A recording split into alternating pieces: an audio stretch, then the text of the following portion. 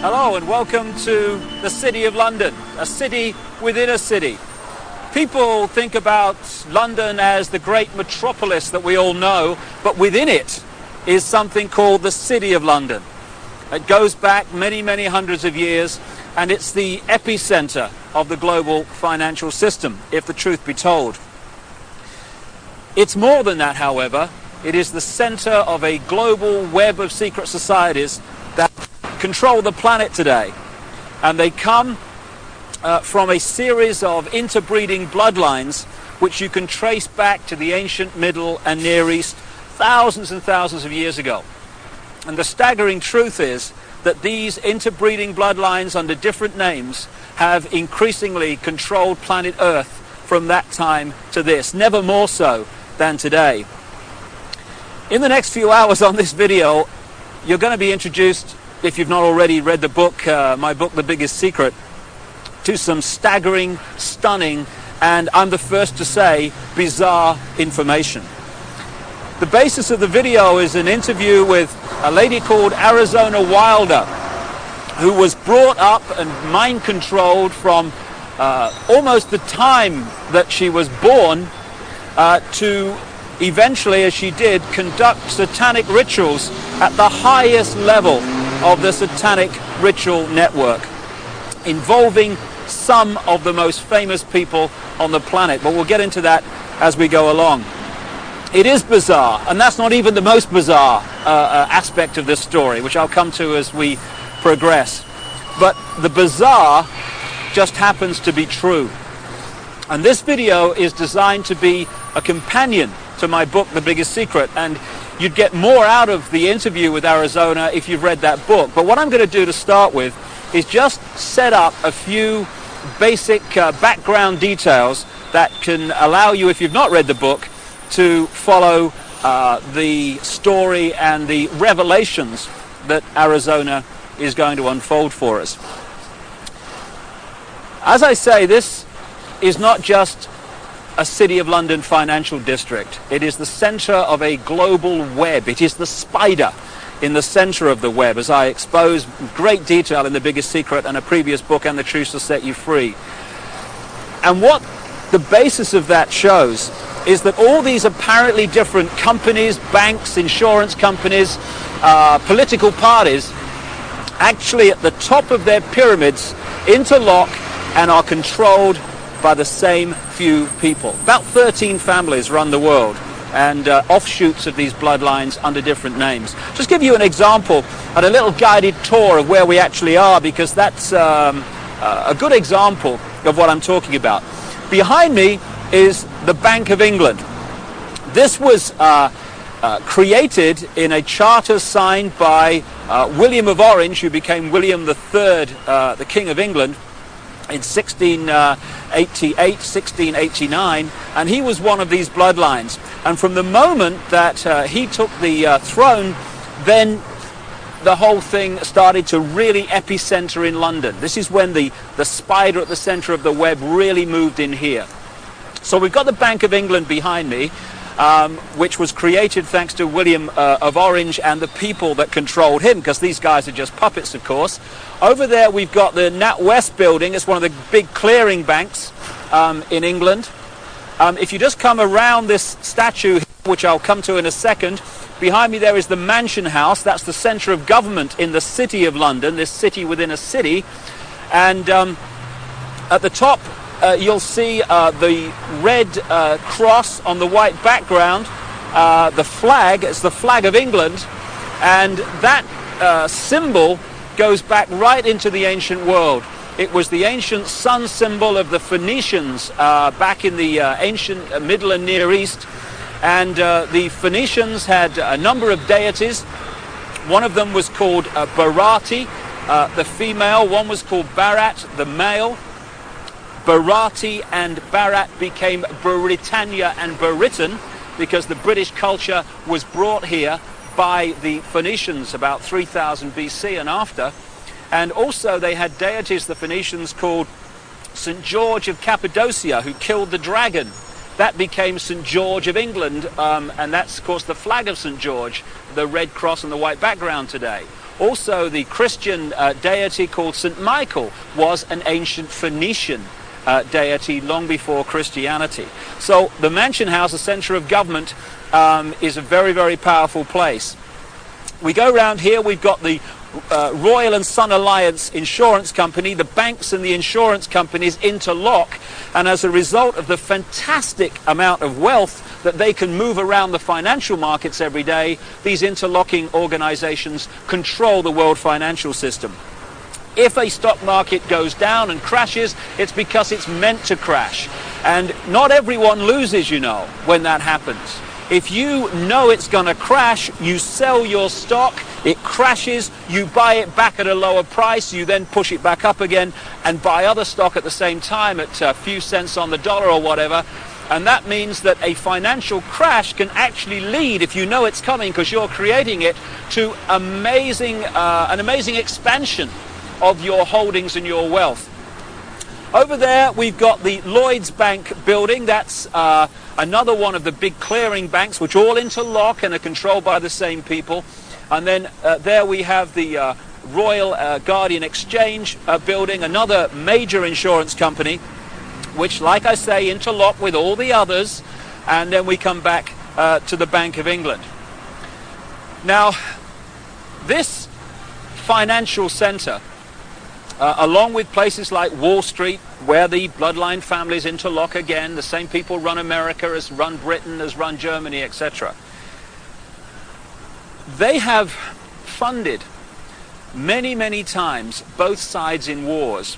And ironically and sickeningly, behind me, opposite the Bank of England, in the center of this square, is a memorial to those who died in the 2 world wars. Let's just go and have a look at that. What happens in terms of creating wars is a technique, a mind manipulation technique that I called in my books problem, reaction, solution. And it works like this. If you want to introduce something, say centralization of power through the United Nations, centralization of power militarily with NATO, the North Atlantic Treaty Organization, the biggest military organization in the world that's expanding all the time. If you want to centralize power into fewer and fewer hands, if you did that openly and said this is what we want to do, there'd be a reaction against that. People would say, hey, this is a fascist state you want to create. We're not having this. But through this technique of problem, reaction, solution, you can actually manipulate people to demand you do what you want to do anyway.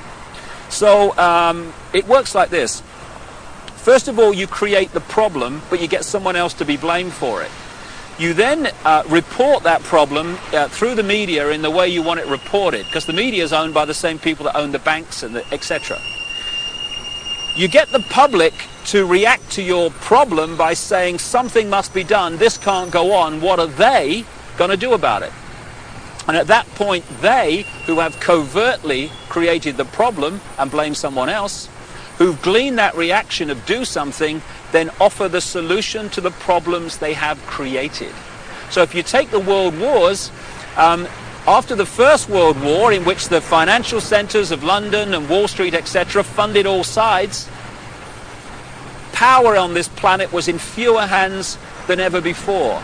After the Second World War, it was even fewer hands on the wheels of power. And as a result of the Second World War, we had the creation of the United Nations, we had the creation of NATO, and we had this great centralization of global power. Problem, reaction, solution. This is a wonderful example.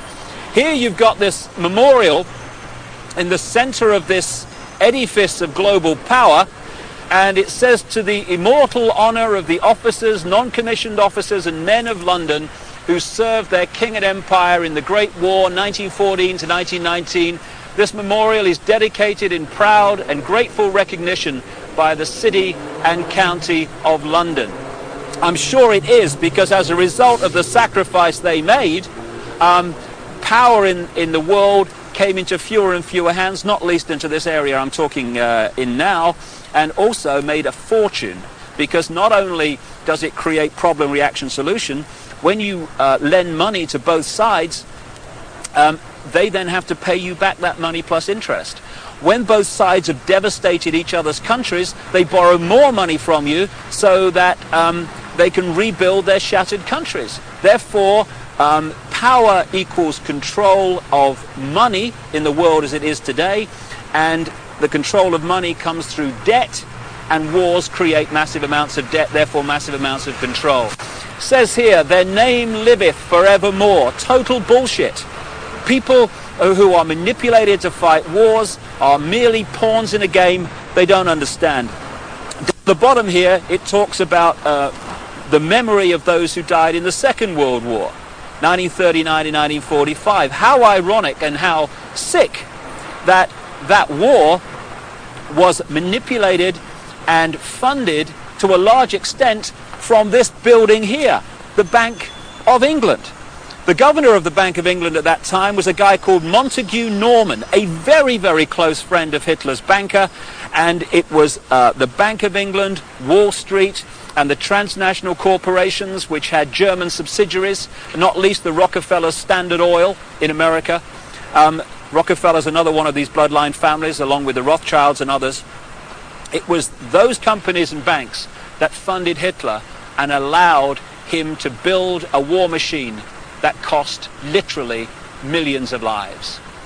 And before we move on and expand this story, on the other side of this square is another very appropriate statue. It's of the Duke of Wellington. The Duke of Wellington fought the Battle of Waterloo against Napoleon. And this is a wonderful example again of the way the financial markets are manipulated to this day. What happened was that the House of Rothschild was funding Wellington and also funding Napoleon. And what they did was they arranged, because communications weren't anything like they are today, of course, back then. What they did, they made sure that they knew the outcome of the war, or the Battle of Waterloo, before anyone else in this area of London did. So they found that Wellington, the Duke here, another bloody puppet, they haven't got the strings on the statue unfortunately, so it's not accurate, they realized that Wellington had won the Battle of Waterloo. What they did, however, was put the rumor out in this area that Napoleon had won the Battle of Waterloo. As a result, there was a panic, stocks fell, there was a crash. What were the Rothschilds doing quietly, secretly? They were buying up all the stock they could at those crashed prices. And then along came the real story. Wellington had won the Battle of Waterloo. As a result, the panic was over, all those stocks rose in price, and the Rothschilds were not only fantastically richer, they owned vast amounts more of the economy of this country and in a much wider area of Europe. So the manipulation of the financial markets, that's just an example from the last century, is very much going on to this day. And it's manipulating your life, what your money will buy, and indeed if you have any money at all. And I'll just finish at this location by focusing yet again on the Mansion House. Arizona Wilder, the subject of this video, conducted satanic ritual at the highest level, and we'll come to that in detail. You'll see that in the interview. But it's very much part of these bloodlines that have increasingly controlled the planet over the last few thousand years. When you follow them through from the ancient Near and Middle East up into Europe, where they became the European aristocracy and the royal families of Europe, or royal family if the truth be told, because they're just the same bloodlines under different names, over to America and into the modern world, one thing follows again and again: human sacrifice, satanic ritual, blood drinking, and all this stuff. And I've talked to a number of people who have seen these rituals in the City of London, who have been subjected to some of them. And the Mansion House, the centre of government in the City of London, is one of the key places where it goes on around here when work here is finished for the day. And satanic ritual is very much part of the next topic I want to raise and talk about at another location, and that's mind control. A few can only control billions and the direction of their lives if they manipulate the way we think and manipulate the way we feel. Only by doing that can they control us, because there's not enough to do it physically. And so mind control is the foundation of how it's done, and we'll talk about that at the center of global mind control, at the center of the network that generates it, and that's the Tavistock Institute, not far from here, yet again in London. Well, we're now just a short drive from the City of London, next to this very appropriate poster, Very Bad Things, and I'm on my way to the Tavistock Institute. It is the center of global mind control and the network that does the research and creates the data and advances the techniques to mind control people in many ways. When you think about mind control, you might think of the Manchurian candidate and some robot with a gun. Kill, kill, kill, kill. But mind control is much bigger than that. If you take the definition of mind control to be manipulating the way people think and therefore behave, then the question is not how many people are mind controlled in the world, it's how few are not. Because every time you read a news story which is slanted to get you to see the world, a person or an event in a certain way, and you accept that slant and take it as truth, you're being mind controlled. Every time you see an advertisement and it persuades you to buy something you don't really need, you're being mind controlled. So all these different techniques are used all the time to get us to think and behave the way this few, this clique, this elite want us to. Problem, reaction, solution, getting us to react to events and demanding solutions, the solutions the elite want us to demand. That's also mind control. So mind control is a vast, vast subject. And you know, in the streets of the cities of the world, or the towns of the world, you get these people with the clipboards that are asking you questions called opinion polls. Well, we're led to believe that these opinion polls are to get a feel for what people want so that we can give the people what they want. No. Overwhelmingly, those opinion polls are designed to find out if the programming, the manipulation of the public opinion, of the collective consciousness, is actually working. So they'll ask your opinion on various subjects, and if 80% say, yeah, we think in this certain way about this subject, okay, the programs work, brilliant. If only 40% think that way, then the question is, the manipulators ask, what more do we have to do to get more people to think the way we want them to think? So it's all about mind control and emotional manipulation. That's how it works.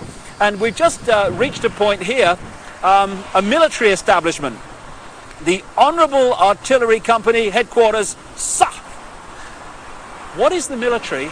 What is the training for the military except fundamental mind control? What happens when you go through the training, especially in the elite organizations like the SAS and the Parachute Regiment in this country, or the Delta Forces in the United States? It is to get human beings to give their thinking processes away to those in the peak caps that have more stars or more stripes on their arm. And you want people in the military to so give their mind away that when someone in a peak cap says, shoot this group of people, then without saying, well, why, or what have they done to me, or whatever, it's all over. Yes, sir, yes, sir. The yes, sir mentality, mind control. And if those people had a drink with the opposition, the opponents, the enemy, they'd probably get on fine. But they don't get to that stage, because when the peak cap says shoot, they shoot. They are mind controlled. And this is what the military is about. So you have mass mind control, you have individual mind control, and I'm just going to now walk just around the corner from here and take you to the headquarters of global mind manipulation. Mind control has been known about for a very, very long time. And to understand many of the things that Arizona will be talking about in the interview, you just need to explain one of the fundamental techniques of mind control. It's called trauma-based mind control.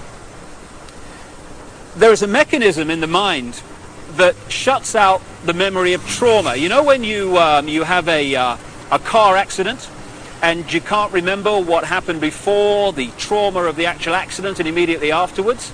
That's because the mind puts an amnesic barrier around trauma. Now that's very, very good, because obviously we don't want to keep reliving and re-remembering severe trauma like accidents and horrors of that kind.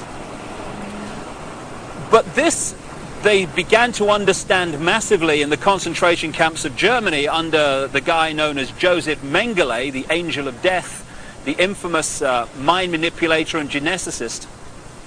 They began to understand that if you could systematically traumatize someone, particularly before the age of 5 and 6, then you could turn their mind into a honeycomb of self-contained compartments, amnesic barriers, which were unaware of the existence of the others. And if through hypnotic keys, triggers, words, signs, whatever, you could pull one of these amnesic barriers to the front to become the conscious level, that could experience something or be programmed to do something robotically, and then that compartment could be pushed back in the mind and another one pulled forward. Now this new one has no idea the other compartment exists, let alone what it's experienced or what it's been programmed to do. This has become known as multiple personality disorder, or DID, dissociative identity disorder, which is much more appropriate. And for short, these people are known as multiples. And this is some of the terms that Arizona will be using in the interview. Now, we've reached a point here, if we just turn around, of the headquarters of the Global Mind Control Network. This is the Tavistock Institute in Tabernacle Street, 30 Tabernacle Street in London. It was this network, and is this network, that coordinates the mind control program around the world, both on a mass and individual level. The background to this organization is this. It used to be part of the British military psychological warfare department, appropriately, and it was developed by a guy called Dr. John Rawlings Rees. And other parts of the network were established around the world. Stanford in America is one of them. And together they coordinate the mass mind manipulation of the human race and mind program people on an individual level. Just to give you an idea, these mind control people are overwhelmingly those that do the assassinations. Why is it always a lone nutter that's responsible for assassinations? So people say, oh, he was just a nutter. No conspiracy, no more investigation necessary. Why is it that the same psychological profile keeps turning up all over the world with guns, going crazy with guns in the street, killing people, creating problem, reaction, solution situations in which legislation comes through and is introduced as a result of those horrors? Interestingly, Martin Bryant, the man who went crazy with a gun in Port Arthur, Tasmania, just happened to be treated by a guy called Dr. Eric Cunningham Dax. Now, Cunningham Dax was the Tavistock Institute representative in Australia and a close associate for decades of Dr. John Rawlings Rees that sent the whole thing going. So when someone goes crazy with a gun or these horrific things happen, we need to ask the question, are they doing it from their own mind, or are they programmed to do it because of the effect of what they do? Now, Arizona Wilder was brought up from birth in these mind control programs, and her programmer was Joseph Mengele, the Angel of Death. And when he eventually died in the late 80s, because the subject of the programming becomes so attached to the programmer, almost worshipping the programmer, when the programmer dies, often the programming starts to break down. It did with this lady, and that's why now she's speaking out and talking in staggering detail about what she experienced and the people that she was involved with. People might find it hard to believe that Joseph Mengele was in the United States and South America after the war, but there was a British intelligence, American intelligence operation called Project Paperclip, which got people like Mengele and other leading Nazis out of Germany at the end of the war to continue their mind programming and to continue their genetic research and manipulation in America after the war, in the United Kingdom also. So this is some important background to this Arizona Wilder interview, but it's not even the biggest secret. The biggest secret is even more bizarre than that. Well, I've now come literally a few strides outside of the official boundaries of the City of London into an area known as Temple Bar, where the Royal Courts of Justice are established, and this is the centre of the British legal profession. Not just the British legal profession, but the legal profession of the world, as the biggest secret exposes. This is where they come to the bar, as it's said, to become barristers, the top of the legal profession, and eventually to become the judges that are part of the network and the secret society network overwhelmingly, who are told what to do. And when you've got judges being told what to do by the secret society network, what justice is there? Temple Bar is named after the Knights Templar, one of the secret societies in the ancient world that I talk about in my books, and they were part of this network, and their successors are continuing that manipulation and agenda to this day. Now, I'm standing across the road from the Royal Courts of Justice here, outside something called the Outer Temple. This is one of the major secret societies that manipulate and control the legal profession and the workings of so-called justice in Britain, and indeed, like I say, further afield. But the reason I've come here overwhelmingly is to point out something in the centre of the road here at the boundary between Temple Bar and the City of London. And it's a massive reptile figure, dragon figure, in the centre of the road. Now, we're getting into what the biggest secret is here, because when you go around London, and indeed looking at the coats of arms of the aristocratic families, etc., again and again you keep seeing reptiles, you keep seeing dragons, and you've got the serpent race and the dragon race constantly recurring in the ancient texts describing the gods of the ancient world. And there is a reason for this. There is a reason why dragons appear everywhere, and that is the biggest secret, which Arizona Wilder also has experienced. Right at the start of our little tour of London, in that square outside the Bank of England, it's also possible to see again this same theme that keeps reoccurring of flying dragons, of flying serpents. We've seen one major serpent figure, serpent statue, at one entrance to the City of London near the Law Courts, and here I am now alongside the River Thames at another entrance to the City of London, this epicenter of global control. And what do we have to signpost the fact that you're entering the City of London? Yet another flying dragon, this one holding the shield with the red cross and the white background, this ancient symbol that I talked about, with the flag on top of the Mansion House and the flag of England, the flag of St. George. So what's going on? Why, when you look at the ancient accounts of the ancient gods, do you again and again see this reoccurring theme of the serpent race, the serpent gods, the flying serpents? Why, in my research for the biggest secret, have I come across a stream of people from different walks of life all over the world who have told me the same thing, that they have seen, to their astonishment and amazement, they've seen key people in positions of power just demanifest from being a human physical form and become before their eyes a reptilian figure. When you look at the ancient gods of the Indus Valley, they talk about the Nagas, the gods who, wait for it, had the ability to manifest as human or manifest as reptiles. This is absolutely vital to understanding parts of the Arizona interview, because she has experienced exactly this. And the background to what's happening is quite simple. This three-dimensional world that we appear to live in is only one frequency, one dimension of existence. We have a frequency range which we can perceive. We call them the physical senses. But outside of that range are other frequencies, other dimensions of existence and life that are sharing the same space that we are. In the space that my body is occupying now, for instance, are all the radio and television frequencies broadcasting to London. I can't see them, they can't see each other, they're not aware of each other because they're on different frequencies. Only when the frequencies become very close do we have what we call interference on the television or interference on the radio. And it's the same with creation. We live in conscious terms in this three-dimensional world. So this is our reality, this is what we perceive. But there are other dimensions. And the one closest to this is the fourth dimension.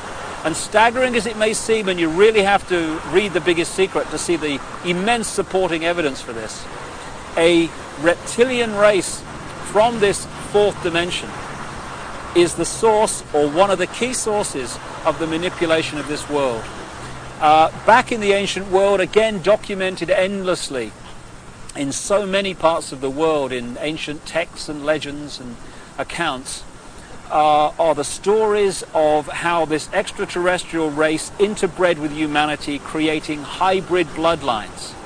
And when you do the genealogical research, you find that it is these human-reptile hybrid bloodlines that actually have occupied the major positions of power through the history of the last few thousand years, and today are in the key positions of power, running the banking system, the business system, the politics, the military, etc. And Arizona Wilder, who had no idea of all this other information coming towards me in researching The Biggest Secret, when I met her, she said and told me about how at various satanic rituals involving the most famous people in the world, she had seen them again and again turn into reptile figures and then come back again during the ritual. I got a call from the head of an organization in America called Parents Against Ritual Abuse, who told me again from her experience how many of her clients who had been subjected to satanic ritual had reported the same story of how the participants had shape-shifted, as the term goes, from human to reptiles and back again during the ritual. And one of the key areas, one of the key families identified by Arizona Wilder in her accounts is one not too far from here, and it's very famous indeed. And that family and that bloodline live here, or at least partly live here. Buckingham Palace, one of the many palaces and homes of the British royal family, the House of Windsor. They're seen as bastions of the establishment, the British establishment, but in fact the Windsor bloodline is not British at all, it's German. It's really the House of Saxe-Coburg-Gotha. And on Prince Philip's side, the husband of the Queen of England, he's a Mountbatten, which is really Battenberg. Again, another German line. In 1917, they changed the name from Battenberg to Mountbatten, from the House of Saxe-Coburg to Windsor, because at that time, you may recall, the German nation and the British nation were knocking hell out of each other in the trenches of northern France. And it was good PR from the British royal family's point of view to just change their name to sound more English. And this is just the farce and the facade behind so much, or behind which so much goes on. However, most people, if not almost everyone on the planet, would find the fact that the House of Windsor are one of these reptilian-human hybrid lines that shape-shift between human and reptilian form to be utterly, devastatingly ludicrous and unbelievable. I understand that, but the truth, the real truth, often is. And Arizona Wilder, in the interview that's coming up now, is going to talk about her experiences of seeing this happen. Well, I think that's all you need to know and appreciate to understand the kind of information that Arizona Wilder is going to reveal to us now, except one thing. Across the millennium years is crunch time in this whole agenda, crunch time for the human race. This is the time when this network of interbreeding bloodlines wants to bring in its global fascist structure of a world government to which nation states would be administrative units, of a world central bank and a world currency, a currency that wouldn't be cash, it would be merely electronic, for which there are fundamental implications for human freedom.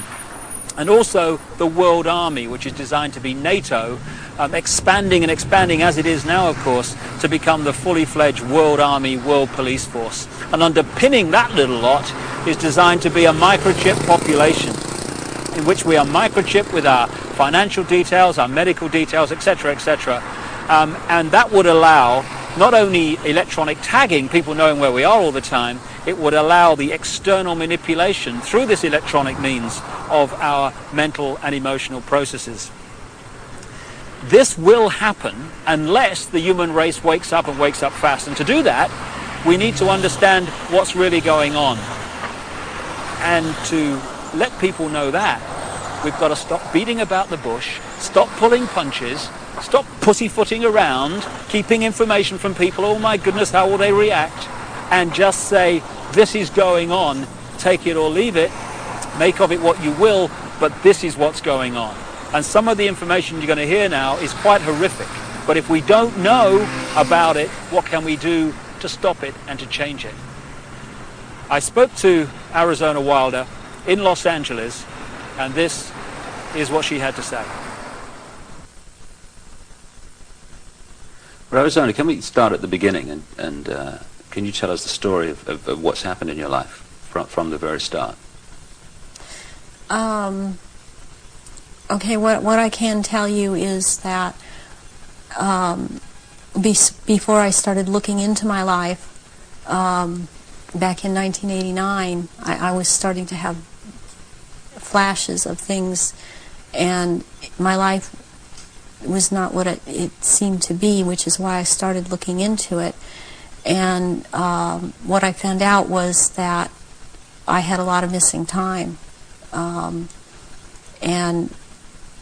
a whole lot of missing time, as to what had occurred in my life. And when I started looking into what had happened in my life, it was the only way that at the time that I knew, was to start going to see a therapist.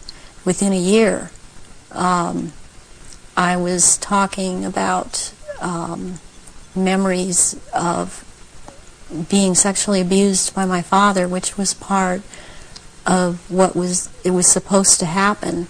And I was starting to talk about mind control issues, and I was talking about ritual abuse issues at the time, and I didn't have the whole thing put together. It's taken me years, all these years, it's taken approximately almost 10 years to put this together, what has happened to me. And in the process, I have lost everything that I ever had in my life, and anything I held dear in my life.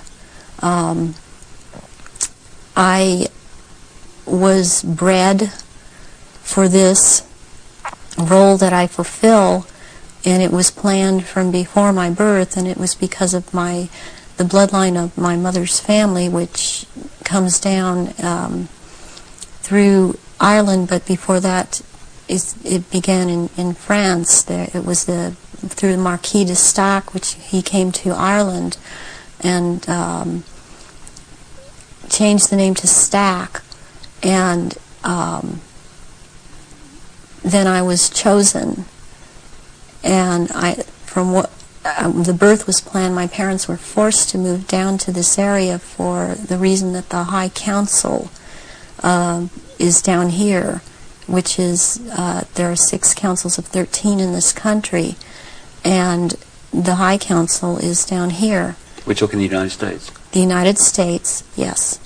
And so from the time that I was a baby, I was being abused and traumatized, and on purpose, for the mind control that they need someone to go through to do whatever they say, to be as just a puppet in that they can control every move. And you don't remember, I didn't remember a lot of things, because I have, as a result of all of this mind control, split off many parts that all hold memories, hold feelings, hold programs, hold information, and I've been working very hard to pull all of that up. And it's been a long, slow process for me, because there don't seem to be a lot of people in the field that I only felt was the only way I could go was psychiatric and psychological. They don't seem to know what is really going on, and I believe that a lot of them are afraid of being sued should they suggest something, and so they cannot lead or suggest. And it's been a process of me having to trigger myself to remember, and be around people that can help me with that can't really be touched by the False Memory Syndrome Foundation. So what happened? You say you were abused as a child as part of this compartmentalizing of your mind. What went on after that, as you got older? Well, they start with wanting to make you an obedient slave at first, and so they do a lot of sensory deprivation, they do a lot of sensory overload, and they switch between the two, and they do out-and-out torture. They take a small child and they electroshock. In my case, it was electroshock to the brain, and they would take away my chance to sleep. They kept me awake for many hours at night, would not let me sleep. And I was also told things, as this was before the age of 5, I was told things such as, they would make me drink water, and they would say, if you pass urine, you're going to have to drink it. And they would make me drink it. And if you have a bowel movement, you're going to have to eat the feces, which is also what happened to me. And then they would play, there was a programmer that was programming me, a very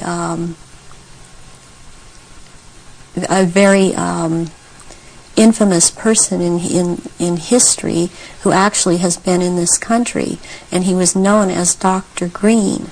Who he actually was Dr. Mengele, from Joseph Mengele, from the concentration camps in Germany, and he stayed a lot at China Lake Naval Weapons Station out here in Southern California, in the desert area. And I would be around this man a lot, and he used to tell me that the scar that he had on the left cheek of his face was actually from, he was into fencing, and that it was from that, but actually the scar on his cheek was from one of his own programming techniques, that he would put a child in a box and with a sword and tell the child to defend the box, even if it meant his own death. Then he'd tell another child to break into the box, and which this child would do, and then the other child would then jump out of the box and shove the sword or the lance straight through the other child.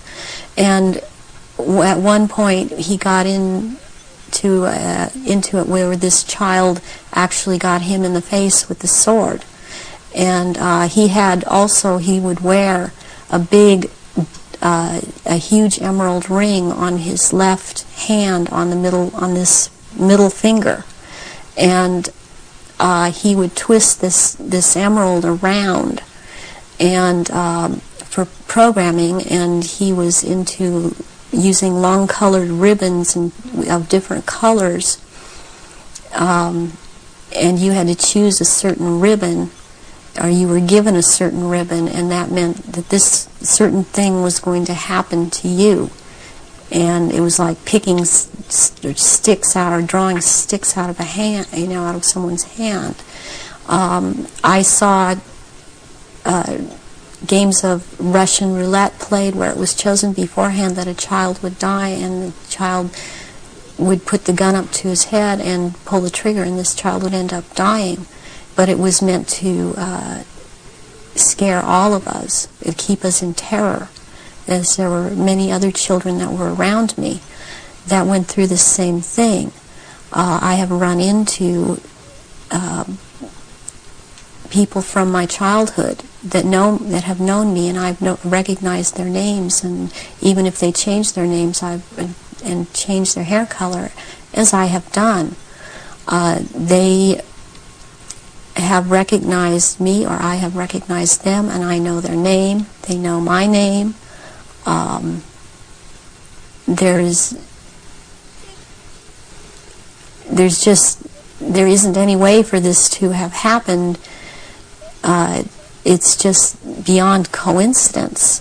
And when you get older, I mean, they start taking, this programmer in particular, Mengele, would take me to rituals. I went to rituals with him all over this country, and in Britain, and in France, and it was known by intelligence agencies in this country that this man was here. They brought him here.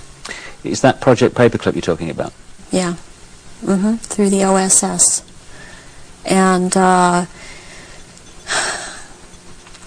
my family, or my so-called family, are all DID. They have not. They are very well programmed, and they have not sought help. They have not gone in and tried to figure out what's happened. They believe they've had this certain kind of life that they've had, and as far as they are concerned, I am crazy. And they have much different memories of what I have, and I was always told certain things by my parents that my sisters were never told. And biologically, I have to add at this point that my mother is my mother. I am not biologically related to my father.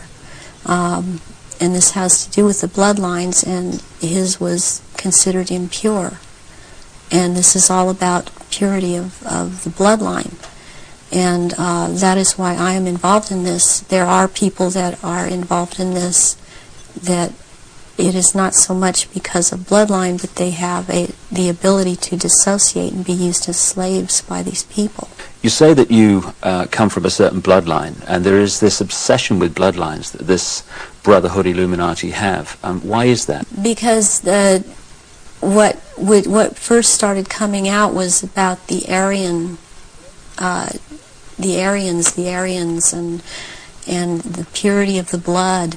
And what it's all about is that the blood, and the menstrual blood, contains something that is important for the propagation of this race that is controlling things on this planet. And these people that are in the organization that the Council of 13 is under, and they have something called the Grand Druid Council, or the Octagon, they're called the Illuminati. And the Illuminati are actually run by these 13 bloodlines, which are all of the royal families in Europe and in England. And they need the blood because they are, in fact, not human. They take human shape. They are reptilians. And they need the blood. The blood helps them maintain their reptilian shape, and it helps them maintain their sanity, and it helps them to live in this world because they are not from this world. Does that relate to what the Nazis call vril power and what the Hindus call the serpent power in the blood? Yes, the blood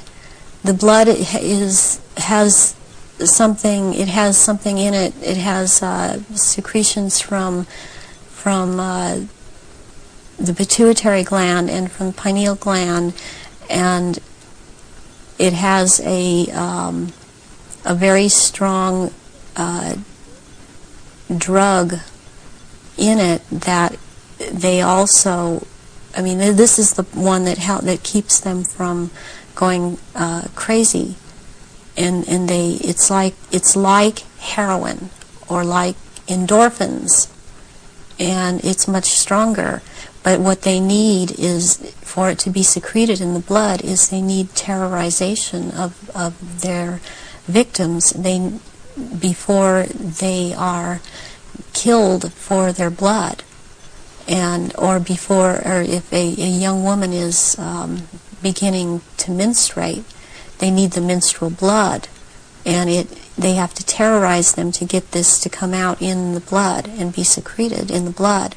Is this the what other people have told me about, that at the point of great terror, like the point of sacrifice, there's an adrenaline that enters the bloodstream? Is this what they're looking for? Yes, that and this other element comes and secretes out through the blood.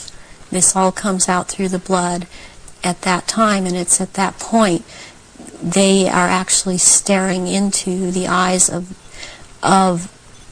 the head of at some of these rituals, or at a reptilian. They are staring into the eyes of this person, and they're held. It's a hypnotic gaze these reptilians have, and it holds the victim in an absolute trance, in a trance of terror, and then they are killed at that moment as they are staring into their eyes.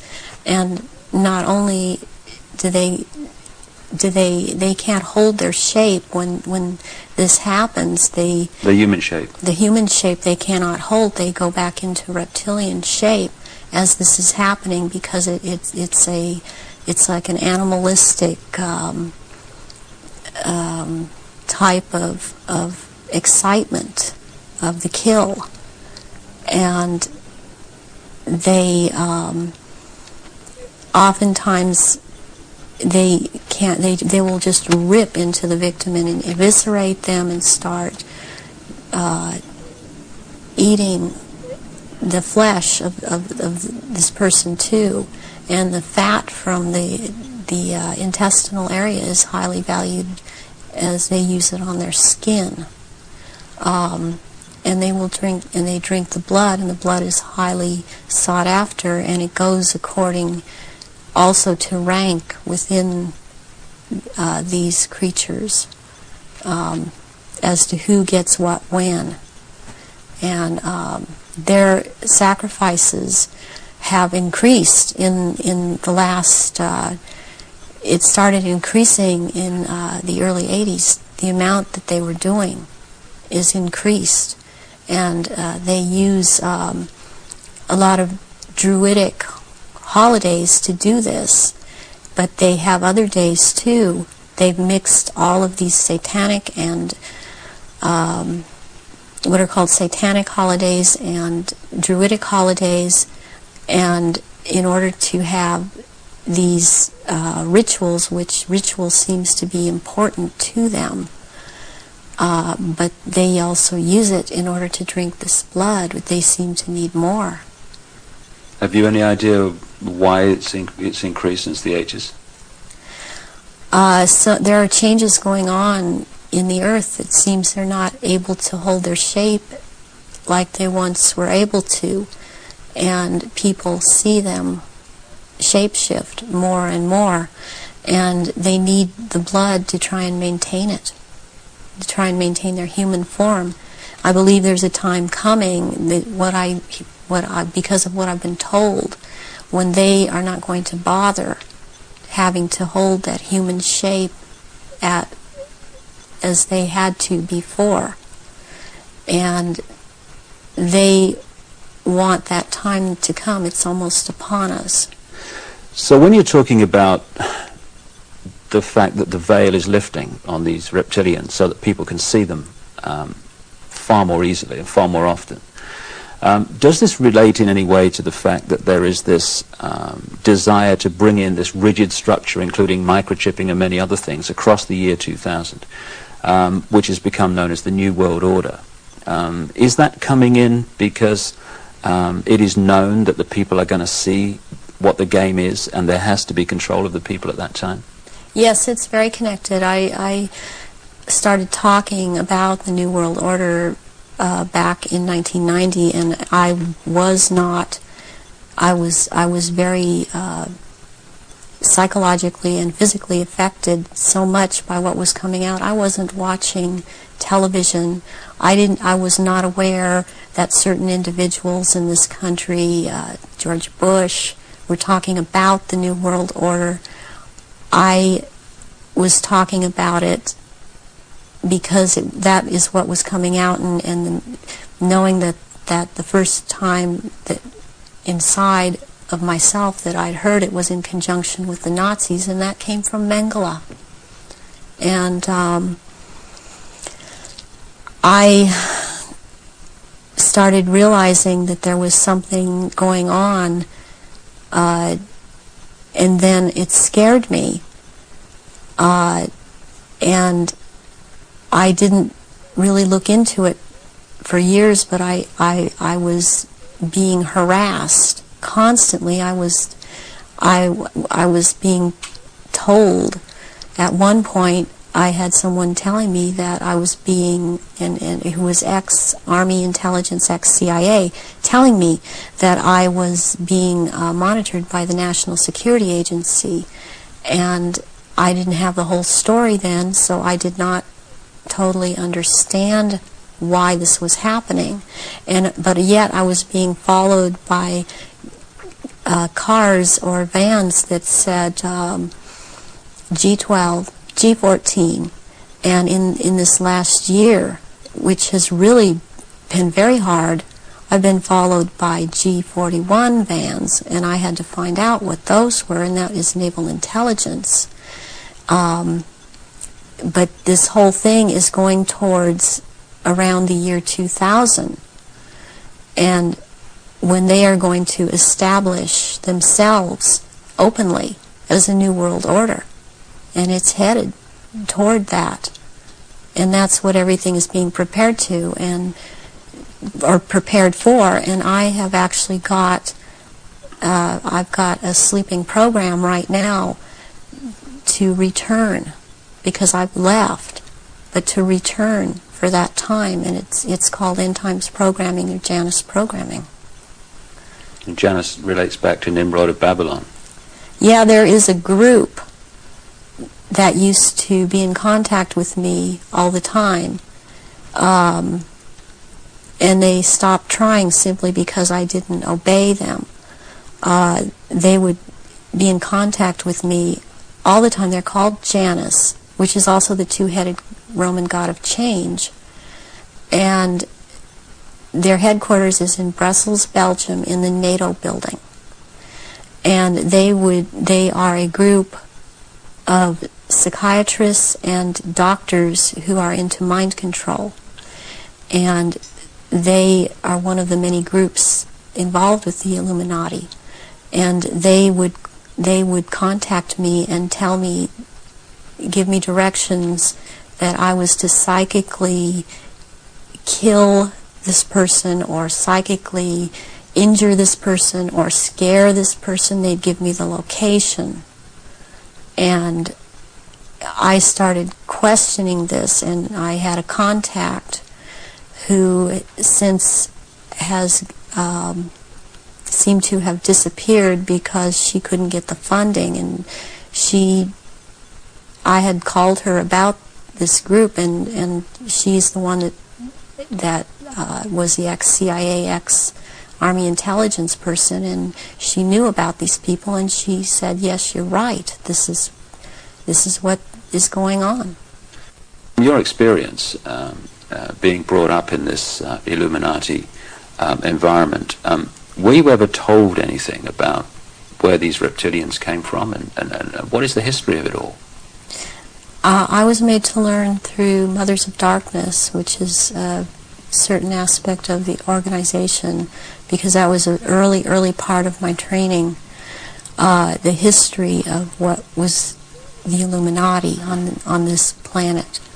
And what I learned was that the Aryans originally were from Mars, and the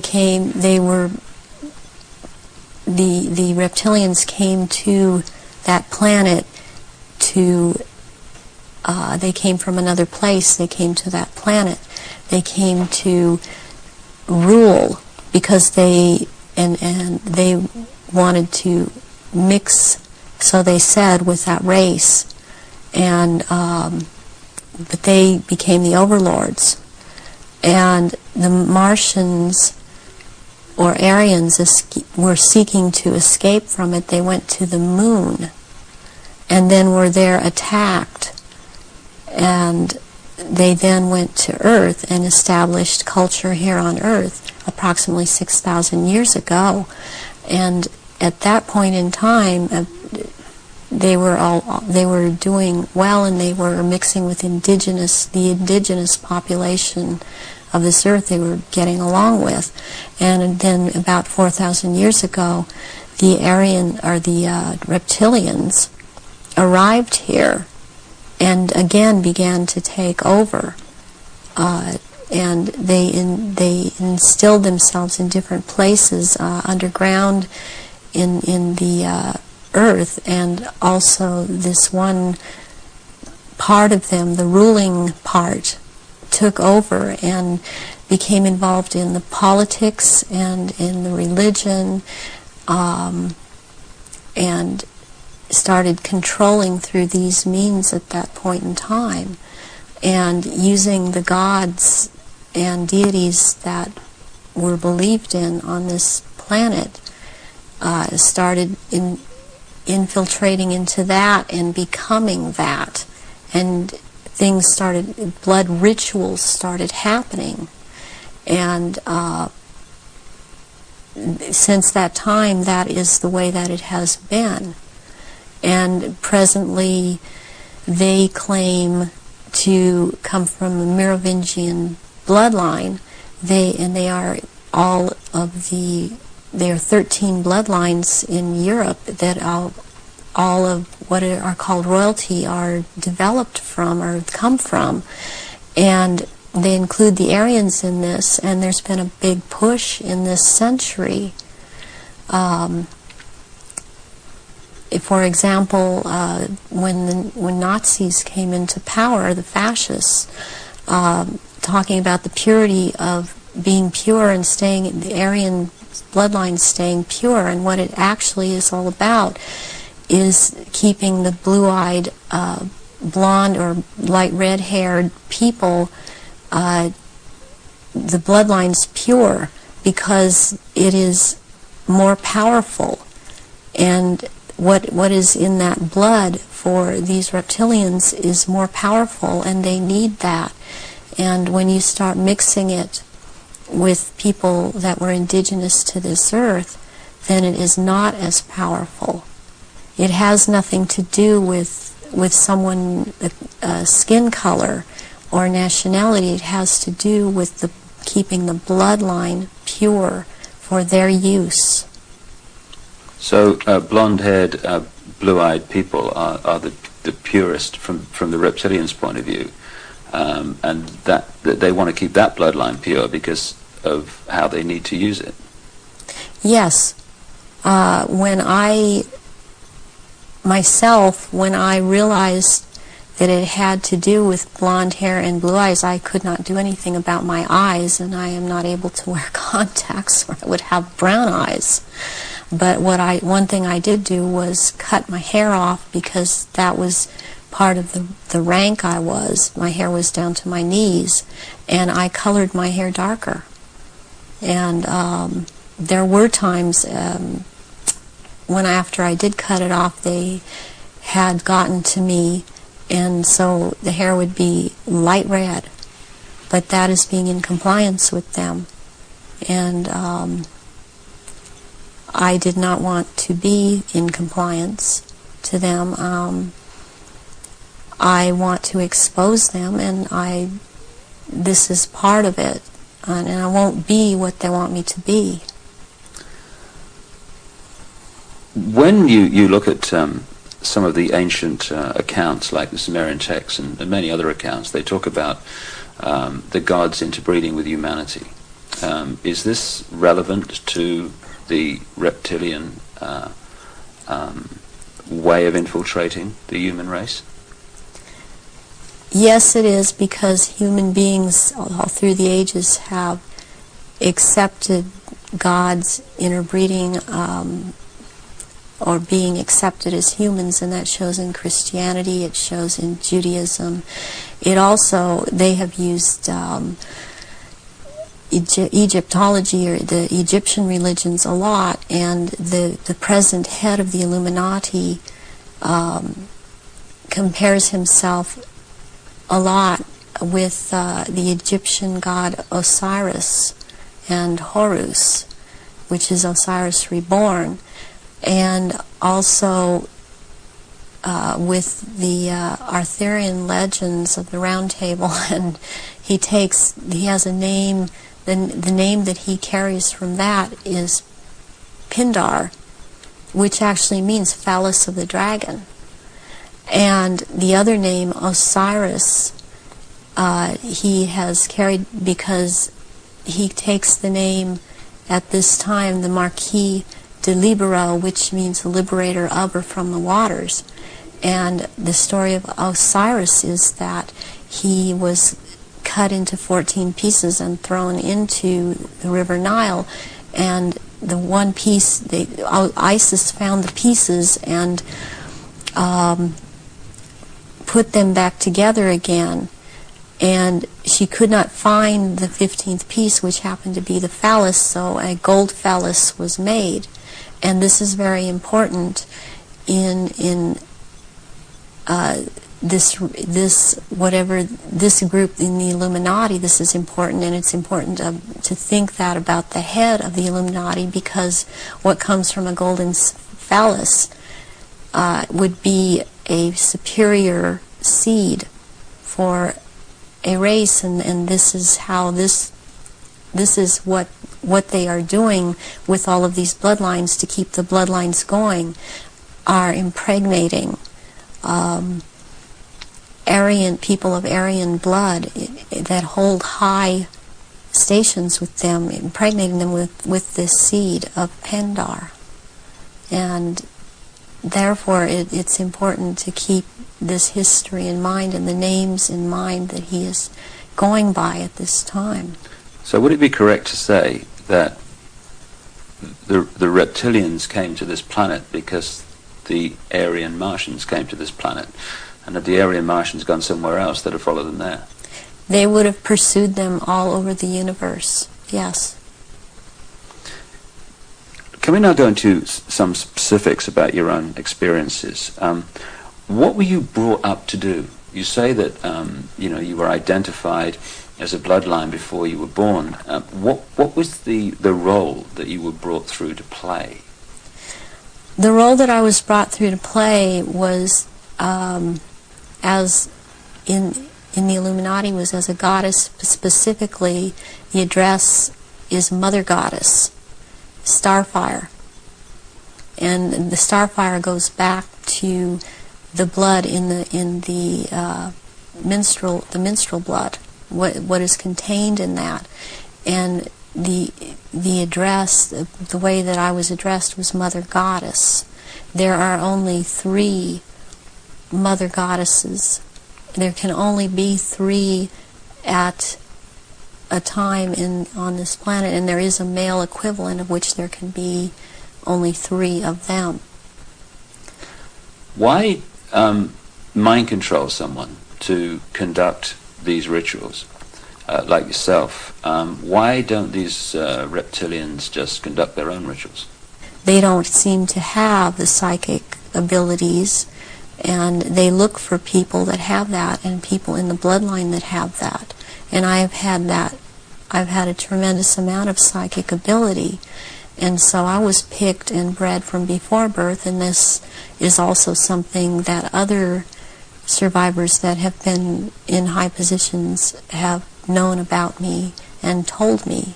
What's the connection then between you having psychic abilities, those being recognized from the start, and you being brought through to conduct their major rituals? Well, it's kind of twofold. First of all, they needed the psychic abilities because they control or attempt to control events, because I would have the ability to foretell what was going to happen, and they needed the information to just try to control it to an outcome that was good for them. The second thing is that during the rituals, you had to have psychic ability. You have to be very powerful in that way to call out the old ones that are also reptilian, that come from another dimension. They actually they materialize from out of another dimension and are present at rituals, and they are so powerful, and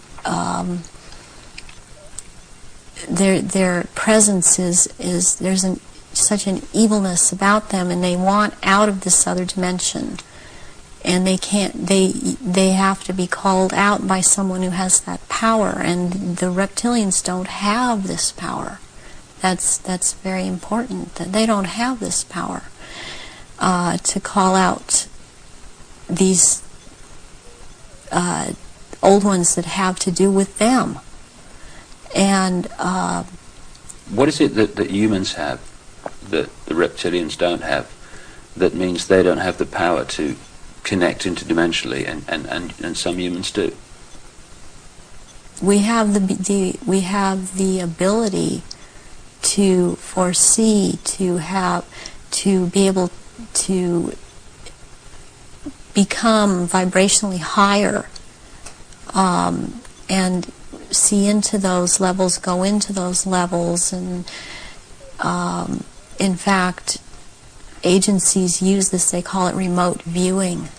Humans have the ability to go into the past, to go into the future, to go to other places, to astrally leave their body, astrally, and to see things that we've always had this ability, and it's like having the third eye, which they don't have. They don't have this ability.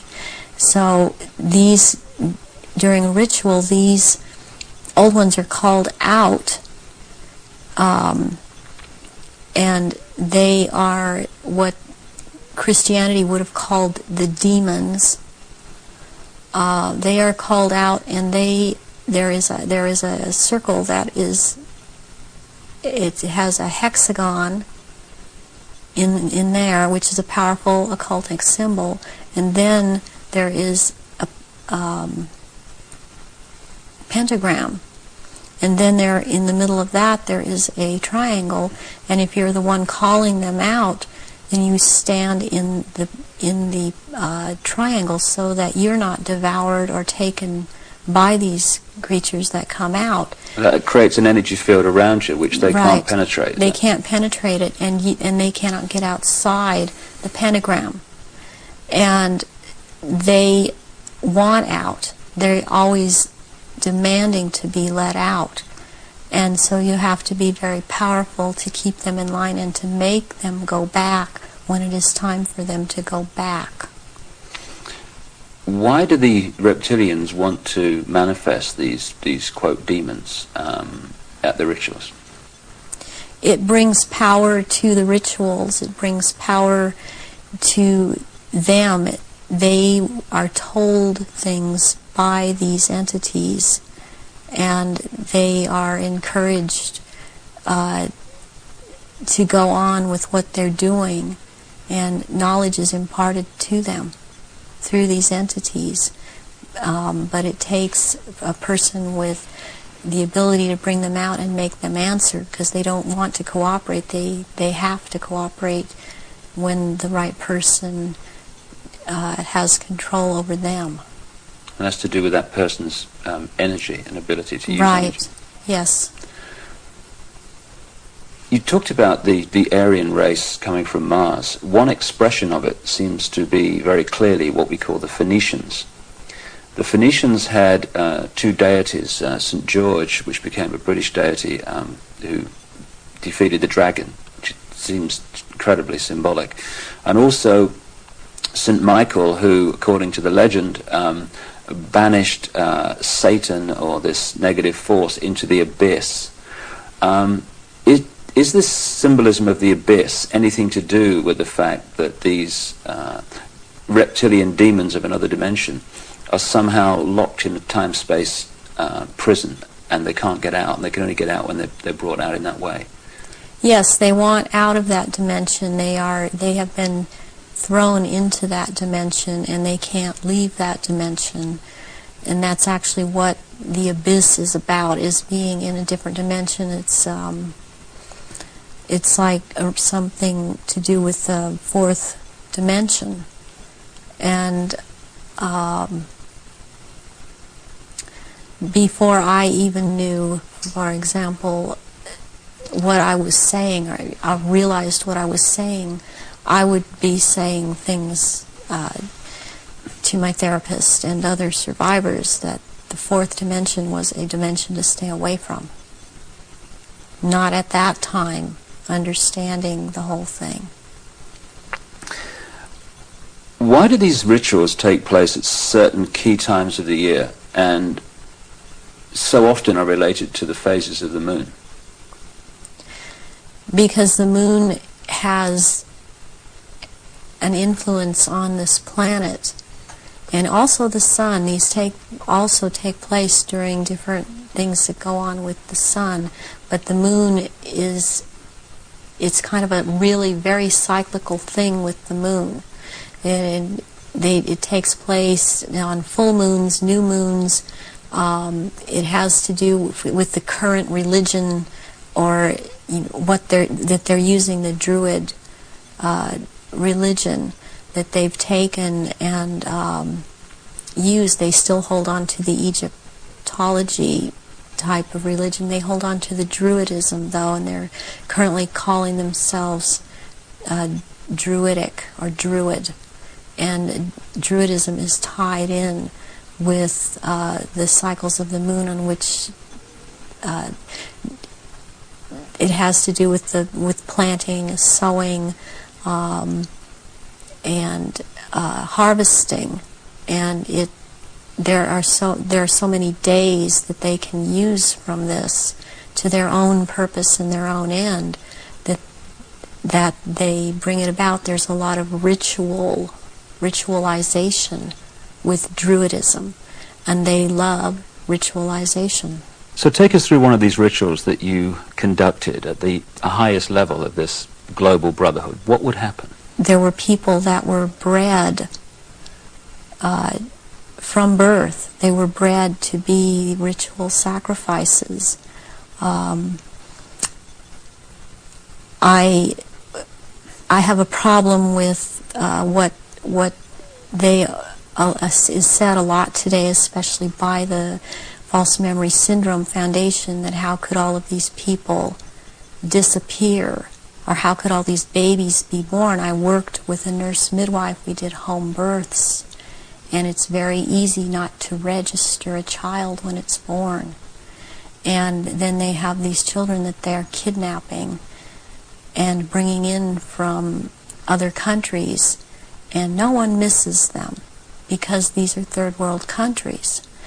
And children they have the most energy, the purest energy, they're the highest form of sacrifice. And they will terrorize these children and mind control these children. And in rituals, by the time they're brought into rituals, they may be drugged, or they may not be drugged, or they may be in an altered state because of the mind control, and they are used as actual blood sacrifices during these rituals because of, again, reptilians needing their blood.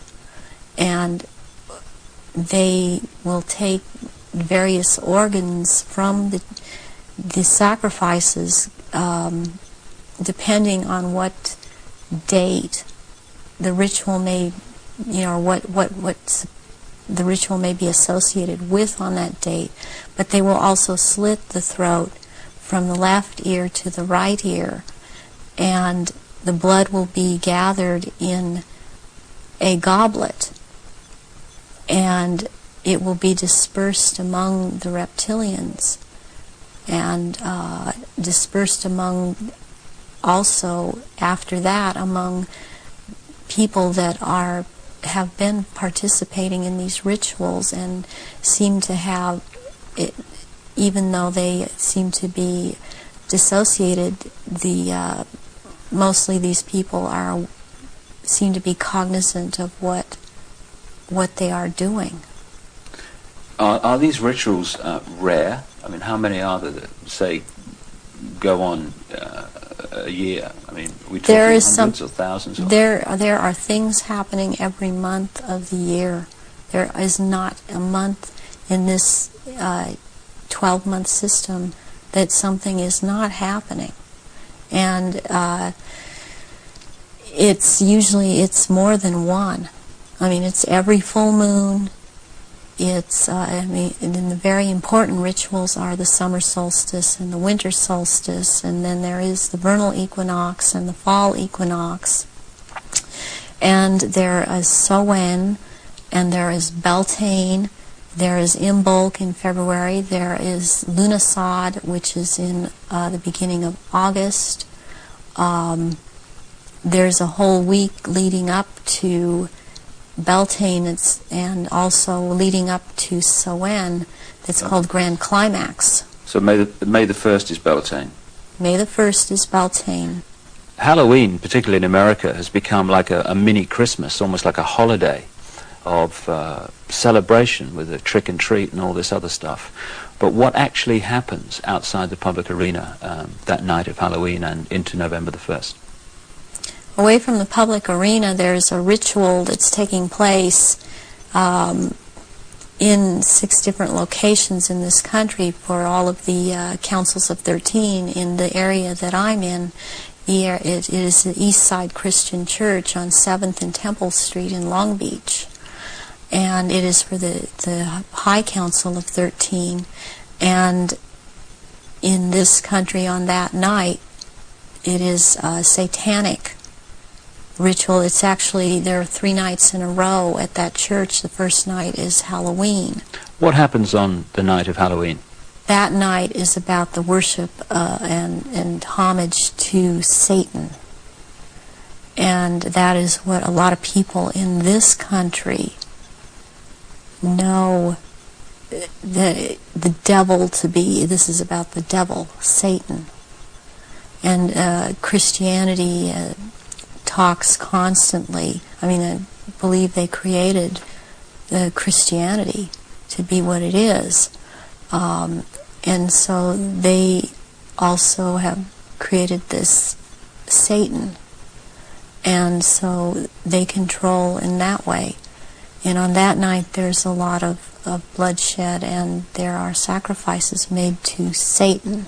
There is a person who plays the part of this in this High Council that has to do with this High Council. He's not on the High Council, but he has to do with playing the part of Satan. He is a televangelist on TBN. He used to be, he filled in for a little while as a lead singer on Iron Butterfly many years ago, and he has long blonde hair. What's his name? At this point, I don't recall his name. It just, I recognize his face. I saw it recently on TVN, and then this is his cover, or he is DID, and he plays this part, the great deceiver Satan, on that night, on Halloween, at this church. And that is what happens on Halloween. And I mean, what else I must say, what is going on with Halloween in this country? It's just becoming so popular. It is also to desensitize people to the whole thing, and even this backlash Christian movement that wants to call it the Harvest Festival. It does not realize that the Harvest Festival has to do with Druidic religion. And again, they are still doing the same thing and celebrating the Harvest Festival. That's what the Harvest Festival is about. Are many of the so-called Christian rituals, because that's what they are, or festivals or ceremonies, are they actually, to most Christians, unknowing representations of these satanic rituals? Yes, they are. One, for example, Christmas has to do with it's a time,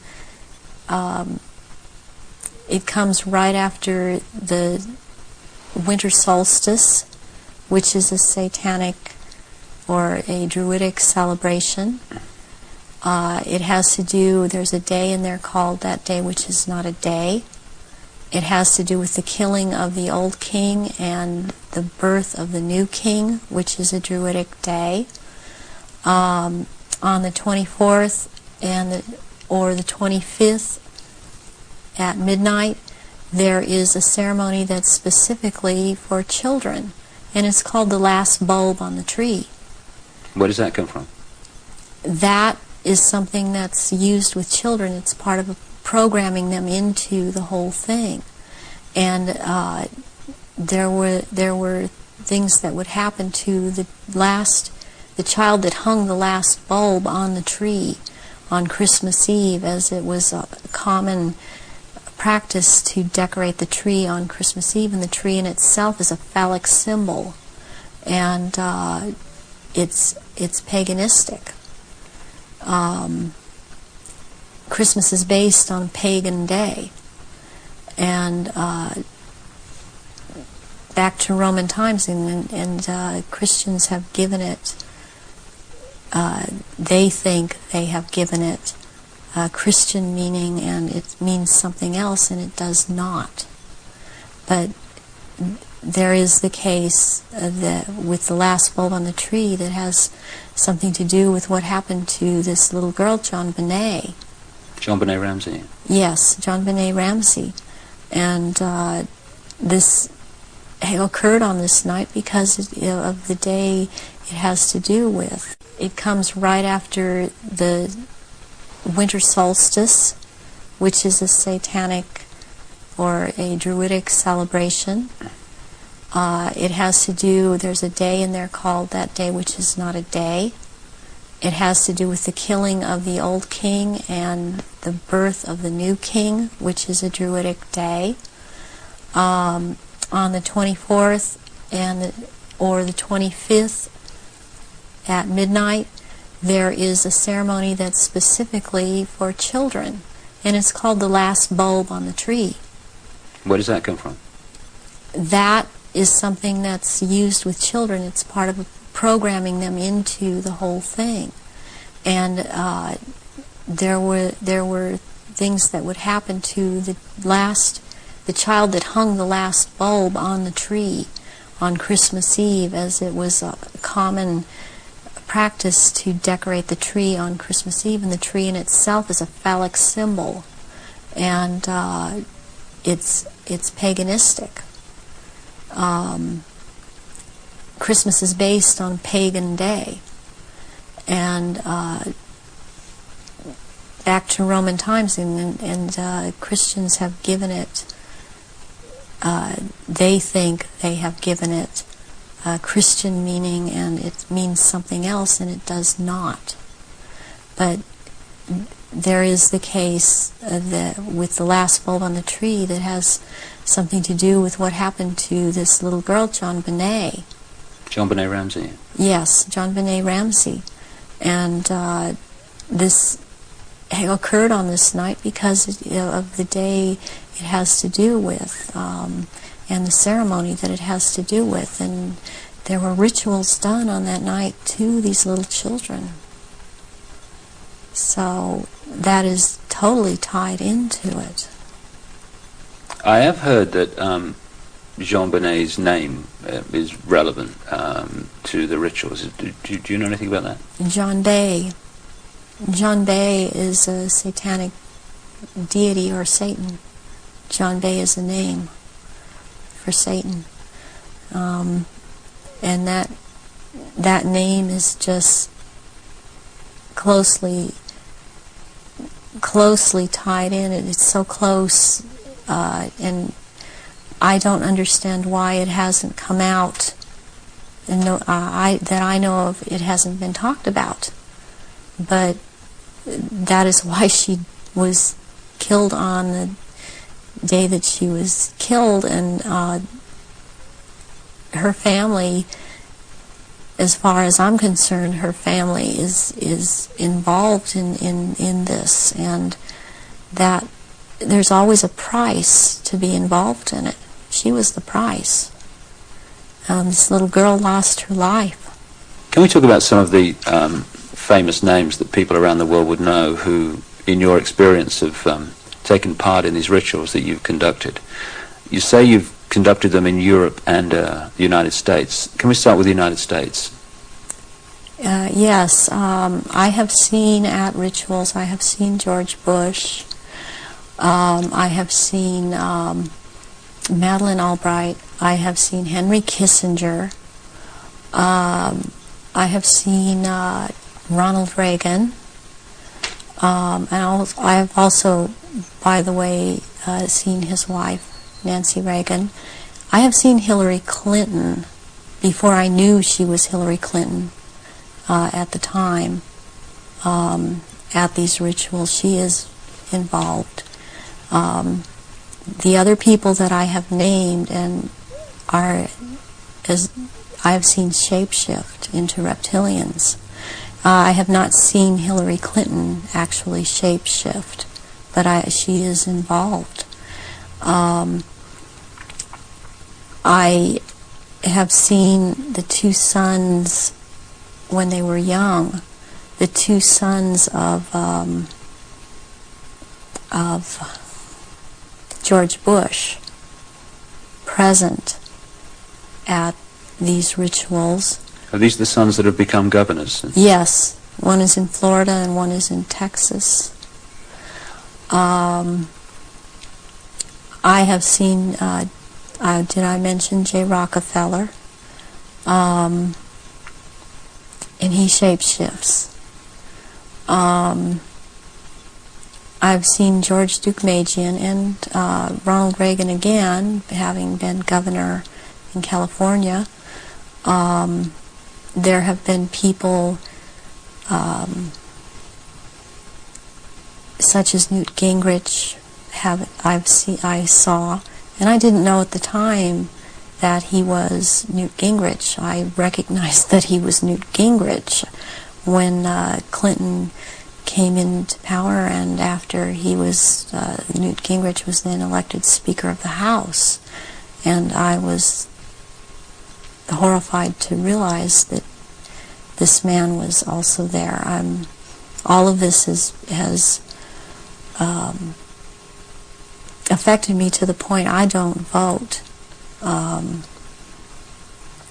All of these people seem to all be connected to the Illuminati, and I don't feel like being part of having anything to do with them.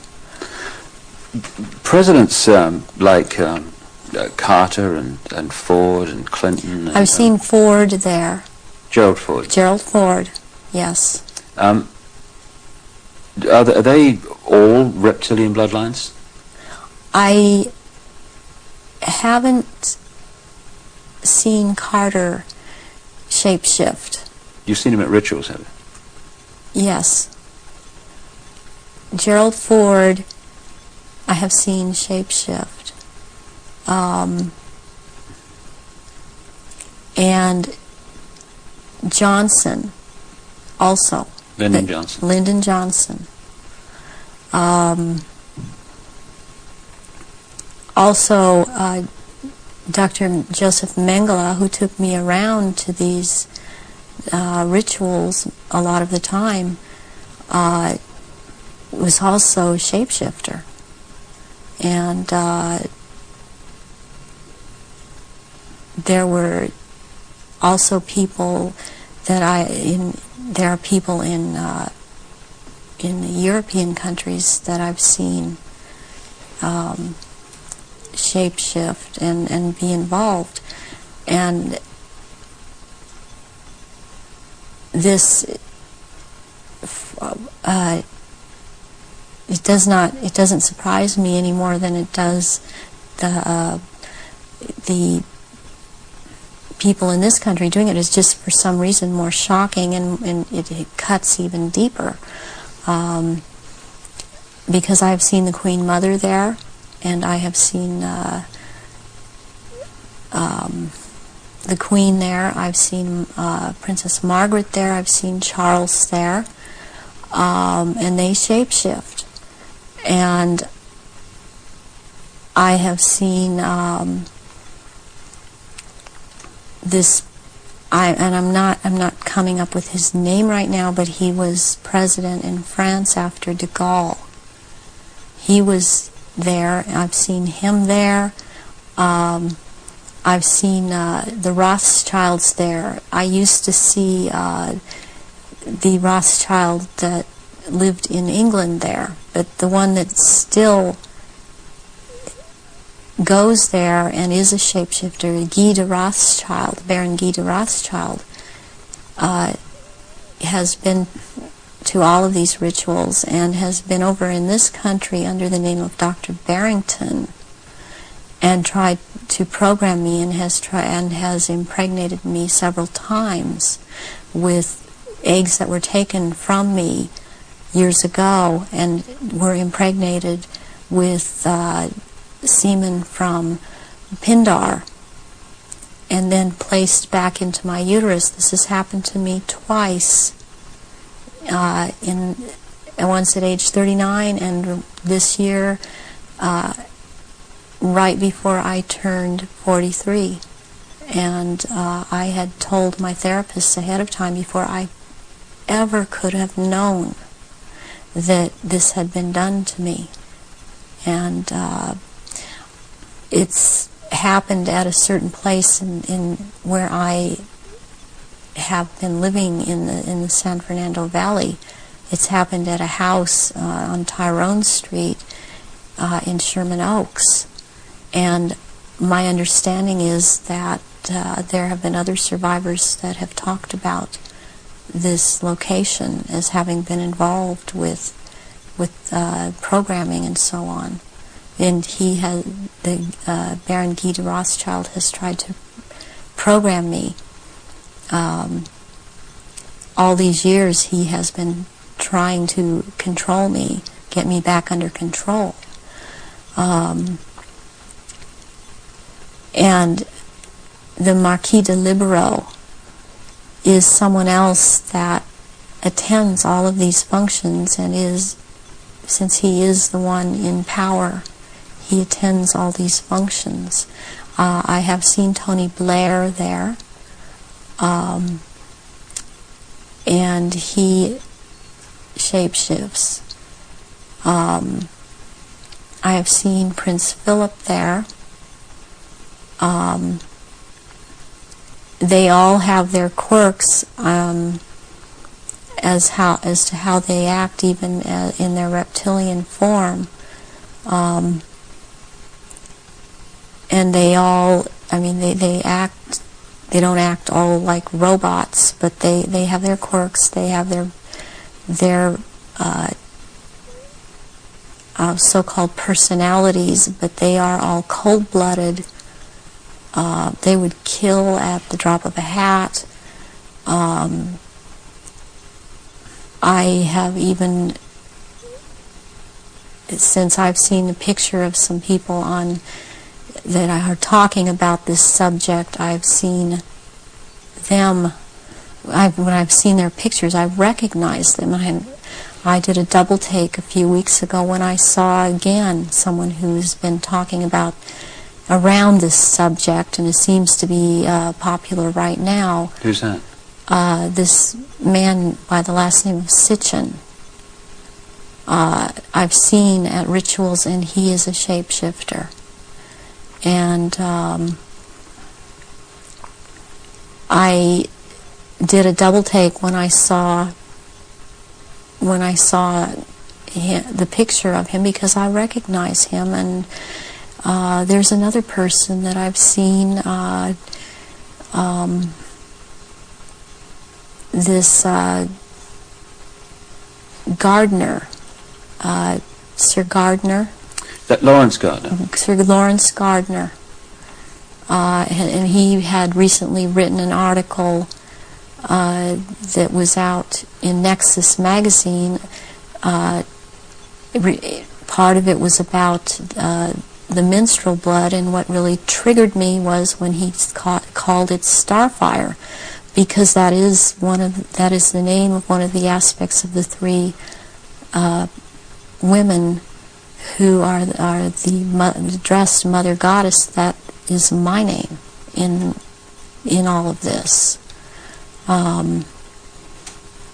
So this man, I have seen, he has lots of power within this sect of reptilians, and he's someone that you would want to watch out for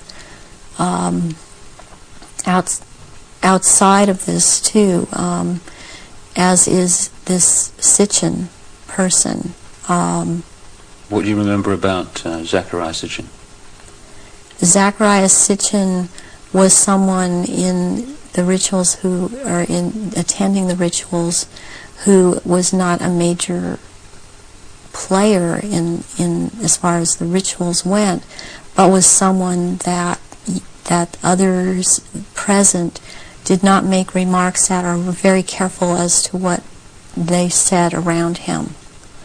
And he was talking about,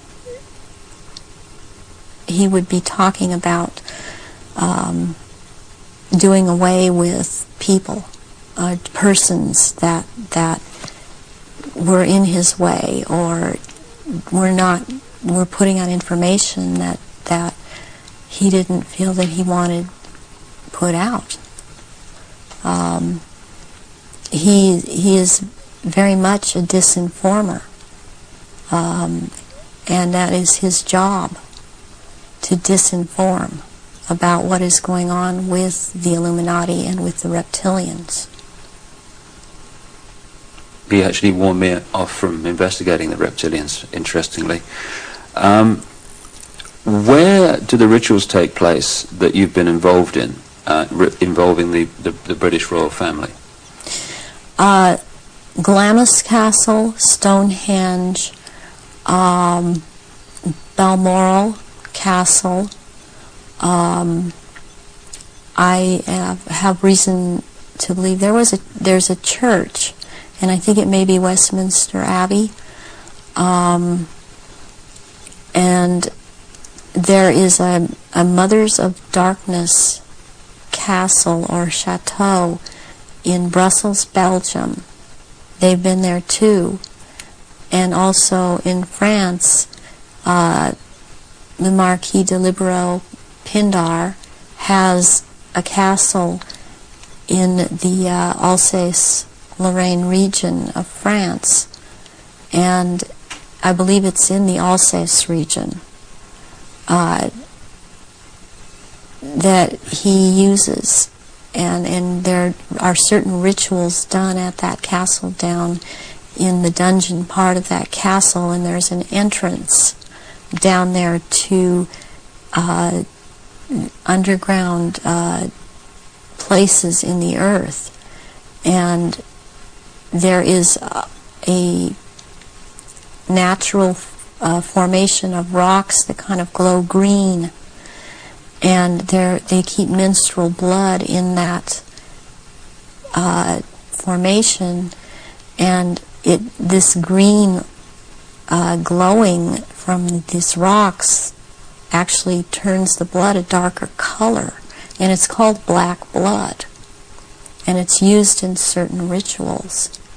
But there are also, they keep small, there are smaller, less developed little reptilians that are kept down there. They're kind of pets. But one other thing that's also down there, there are eggs. It's like a nest of eggs kept down in that part where it's warm. It's very warm down there into this entrance, and these eggs are kept down there incubating, and they are the reptiles' eggs, and that's where they keep them. What are your memories of conducting the rituals for the royal family? What happened? What were they doing? One thing that sticks out in my mind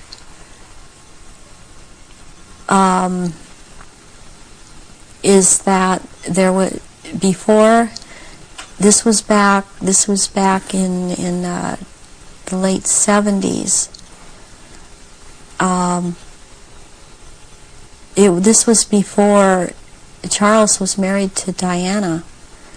He was involved with Kamala Parker Bowles, and she does not shapeshift, but she became pregnant by Charles, and she produced a baby, and this baby was presented at the ritual and killed, and that is the price, the firstborn between these two, and eventually these two will marry, and that is the price that is to be paid, the sacrifice of the firstborn between a union of these two people. And I've seen that there. Something else that sticks out in my mind is that it was around the late 80s that I saw a very kind of dark man he was Arabic. It seemed to be Arabic or Egyptian, and I heard the name Fayed being mentioned, and the Queen Mother was there, and I called her the Black Queen, and she and he were talking very seriously and at some length about a subject. They were mentioning Diana, and they were mentioning his son, Dodi. And at the time, I didn't know who Dodi was. I knew who Diana was. I never saw her at any rituals. Where did this conversation take place? This took place at Balmoral Castle. And I heard them talking about a marriage between these two, and I thought at the time, well, she's married to Charles. How can there be a marriage where she's married to Charles? I didn't understand why the Queen Mother and this person that I now know to be Dodi Fayed's, because I heard Fayed, Muhammad al-Fayed, talking, and I'd seen them together at, I saw them at Balmoral Castle. I overheard the conversation at Balmoral, but I'd seen them also at Mothers of Darkness Chateau in Brussels, and they were talking about a union between Diana and his son Dodi back in the late 80s, and I did not understand at that time, because I understood Diana to be married to Charles. I knew that she was married to Charles, and they had 2 children, and they were about to have another. And the Queen Mother, all I could pick up was that for some reason that there was a malevolence towards Diana, and Diana I had never seen at a ritual. I wondered what she knew about all of this. What have you seen the royal family do, the Queen Mother, and the other people you've seen in the rituals? What have you seen them do? I've seen all of them drink human blood and consume human flesh, and they have their own goblets in which they have blood, and these goblets are encrusted with jewels, and they also have their own daggers, and that the dagger goes into the goblet, and they stir the blood around with it, and it's also a what it is, it's a symbol of the phallus going into the vagina, and when they're doing this, and I've seen them do this, and some of them have even, like the Queen Mother I saw with, she had her own little, it would, like almost, it's between a very elaborate ornate chair or a throne kind of thing brought in for her to sit. And because before these rituals actually start, there is a kind of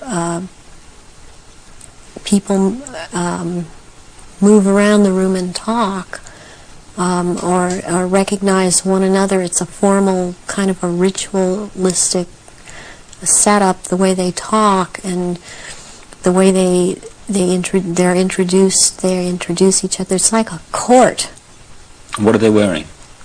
They're wearing robes. They're not wearing anything underneath the robes, and the robes are very ornate. They all have, the one thing in common they have is they have a red color like blood, and some of them have purple, and they have gold kinds of lines running through them. They have the Merovingian symbol of France, the fleur-de-lis, and there are jewels that are sewn in at certain points on these robes, and they wear these robes, but they don't wear anything underneath the robes, because what is going to happen, what the rituals are all about, they're going to shape-shift, and they can't have anything on under the robes. And there are orgy kind of things that go on at the rituals also. And involving the royal family of Britain? Yes, involving the royal family of Britain, and the sacrifice and the eating of, consuming the sacrifice, and they are involved in that. And you've seen them do that? Yes, I have seen them do that. People in Britain, listening to what you're saying, would obviously be staggered, I guess anywhere in the world, but what would stagger them mostly is, in Britain, the Queen Mother has an image of being the nation's grandmother, the nice old lady, and good old Queen Mum, what a lovely lady.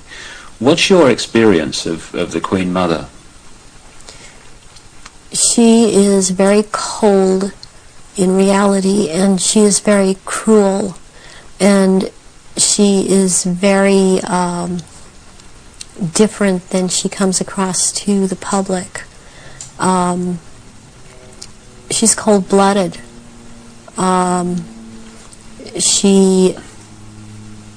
If she feels that you are someone beneath her, even in the Illuminati, that you're at her equal or your station is above her, she will not speak to you, she will not recognize you. She obviously, from what I see, enjoys consuming human flesh. It's sickening. The one person that she seems to be afraid of is Pindar. People would also look at the Queen Mother's elderly, frail stature and find it very difficult to see her taking part in rituals and doing anything, if you like, active. Do they go into a different state in terms of age and strength and all these other attributes when they actually shapeshift? Yes, the human body that they choose to occupy or take when it was young, it ages, but when they take the reptilian form, these reptilians live hundreds of years, and so they have to have taken more than one human body to live in. A lot of them are much, much older, and I'm including the Queen Mother in this, older than people think that she is. She's been in more than one body, human form. And when the time comes, if it is time for her to go on, and it has been chosen that she still has, it's known that she still has life or years to go, again, she will be put into the body, the essence of her, and the reptilian form will go, or the essence of her will go into another body that is also has the ability to shapeshift into reptilian form. One of the pure reptilian human bloodlines. Yes. What happens when, take the Queen Mother as an example, what happens when they shapeshift? I mean, what do you see? You start to see changes happen, and they're happening so fast that it's almost, it's the closest thing that I've seen to it is what they're now doing with computer technology. It's just a literal transformation that happens very quickly, and they get taller and they get bigger, and they don't look at all as reptilians like they do as humans, and thus the wearing of the robes, because if they were in clothes, the clothes would be torn apart. So let's take the Queen Mother on this subject as an example. We recognize her as a frail old lady. What does she look like when she shapeshifts at these rituals? She looks like the nose portion gets very much longer, and it grows into kind of a snout kind of thing. She has little fangs and incisors as teeth, and there's a tongue. They all seem to have this kind of tongue when they're at this level. The tongue has a lot of long, hairy or pointed projections coming out of it. It's very long. And they have these, they don't have hands or feet, they have these claws. And they have scales and also scales that seem to kind of disappear into one another. But it's more pronounced on the back. There seem to be lumps or protrusions coming from the head. There seem to be some kind of growth appendages at where, on the back, and they seem folded, and not all of them have that. And there is a tail, and they a lot of times will keep the tail curled, and and I've seen her when she's very displeased with something, as I've seen other members like this. This tail is whipped around, very agitated, and they do, and she hisses. What color are they? Which one in particular? Take the Queen Mother as an example. She's kind of a beige color on the underside, and by the time you're going up around to the back and the tail and the top of the head and on top of the nose, snout, whatever, it's coming to a very they're dark speckles or large speckles of dark browns, and the eyes usually they're large. They look like they're very round, and they look like they're coming out of their sockets, and very protruding, and usually the color ranges from a beige to a gold to a dark greenish gold, and then there's this dark slit up and down, a vertical slit, and and the eyes will look hooded, and when they look hooded, it's a very frightening thing, because it seems that when the eyes are hooded, they're about to do something. What do you mean by hooded? The lids come down, and it's almost, I guess it would be the same thing in a human as an expression of someone's got an idea.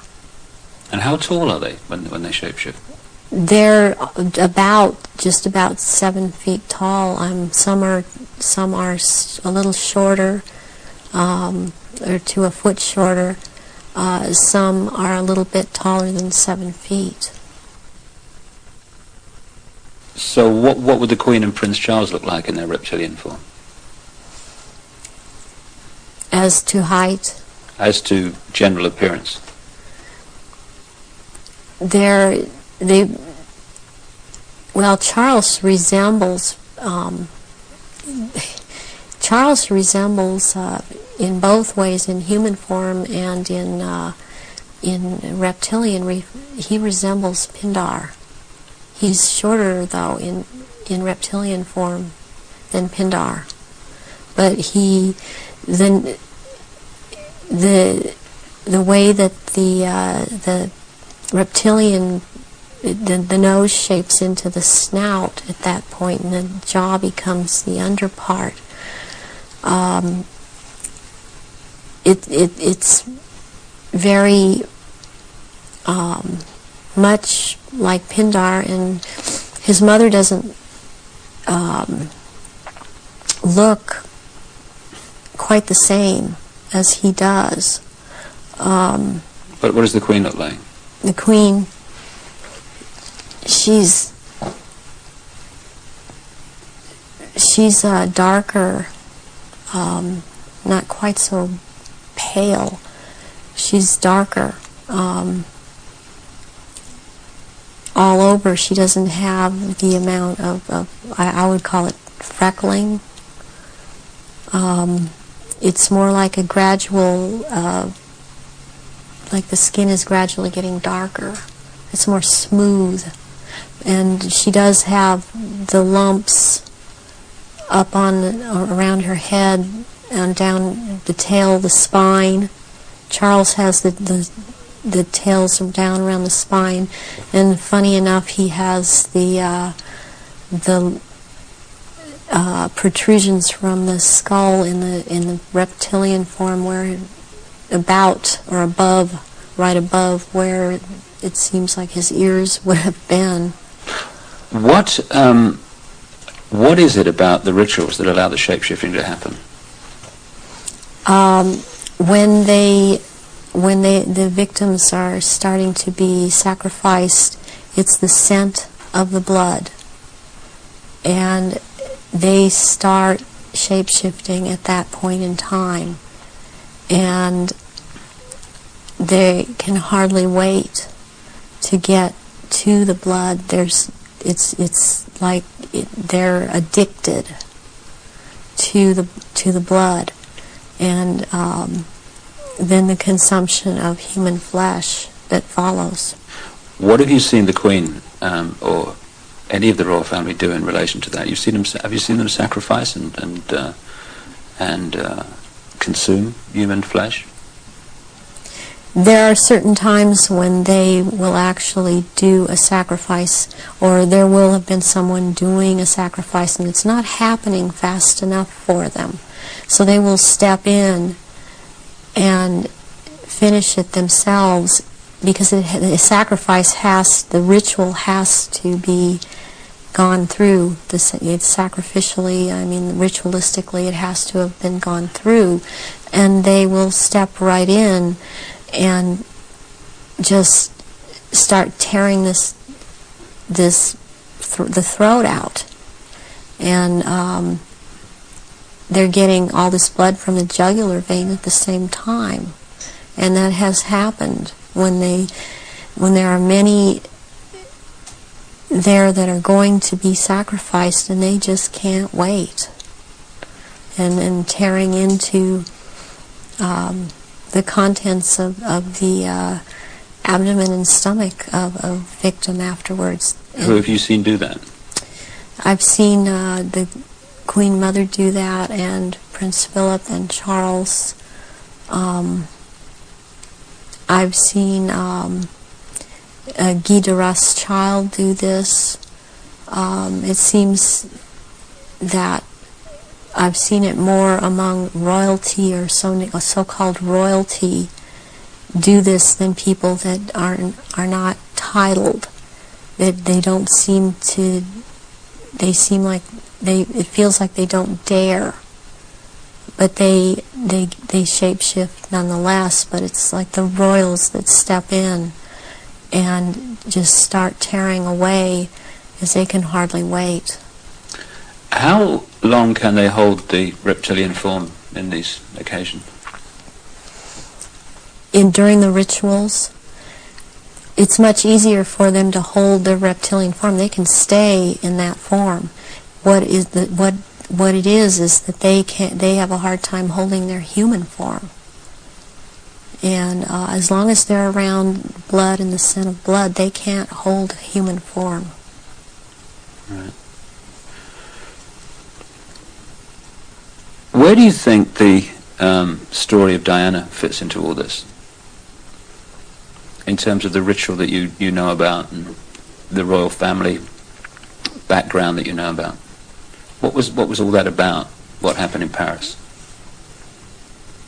Diana was a ritual sacrifice because she's named after goddess Diana.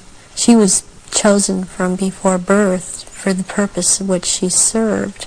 I understand and very well, and am very empathetic towards Diana, because in a way it parallels what happened to me, to have served your purpose, had 2 children, and then be tossed aside. And to her horror, though, she obviously never attending a ritual, she knew something was happening, and she knew what was going on, and could not be trusted to be at a ritual anyways. I don't think that Diana would have attended a ritual.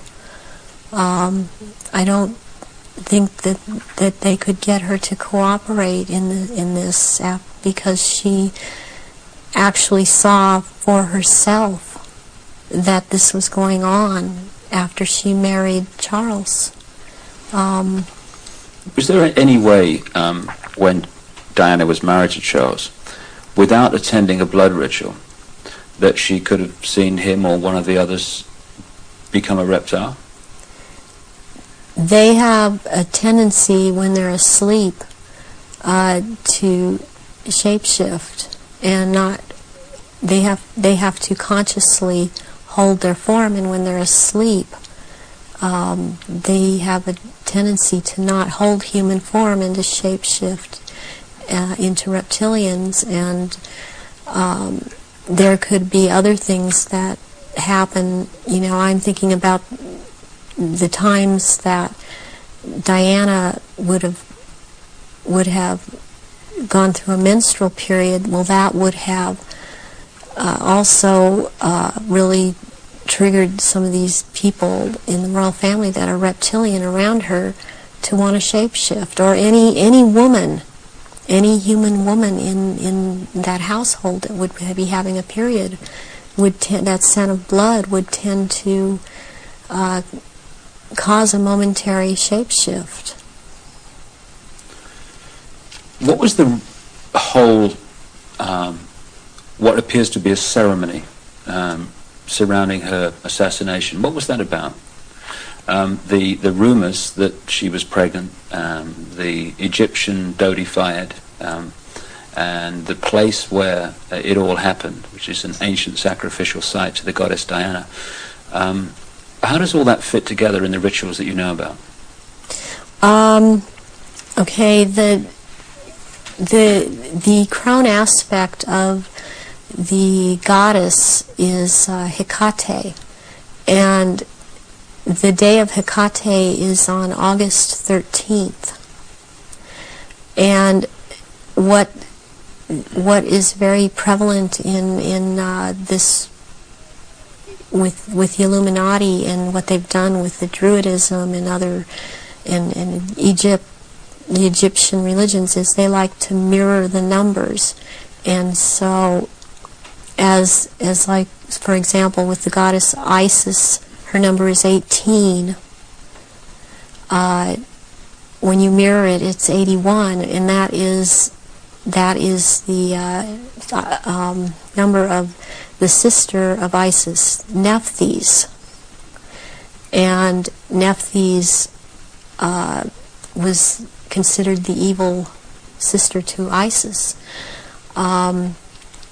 With Hecate, what I think happened here is that she was sacrificed, and it was a very important sacrifice because 3 people died, and it was a picture of the triad of Isis, Osiris, and Horus to them.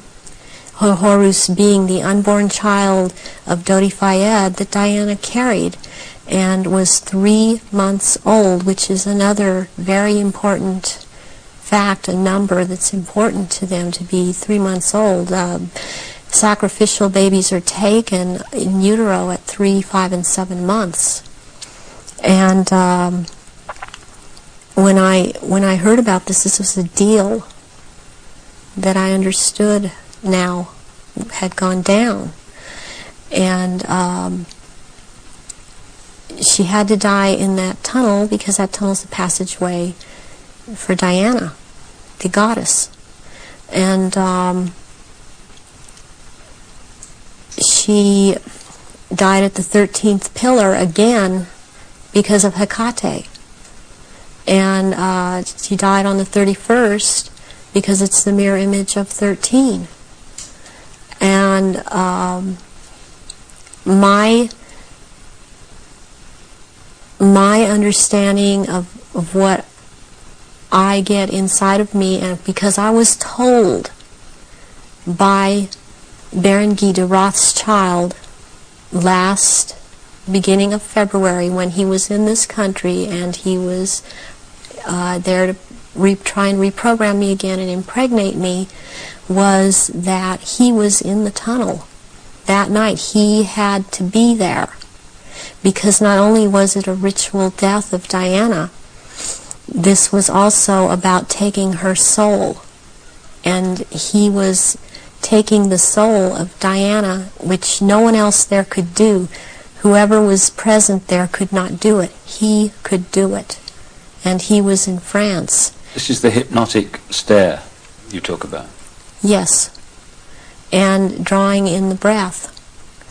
And he had to be there to do this ritual killing, this ritual murder.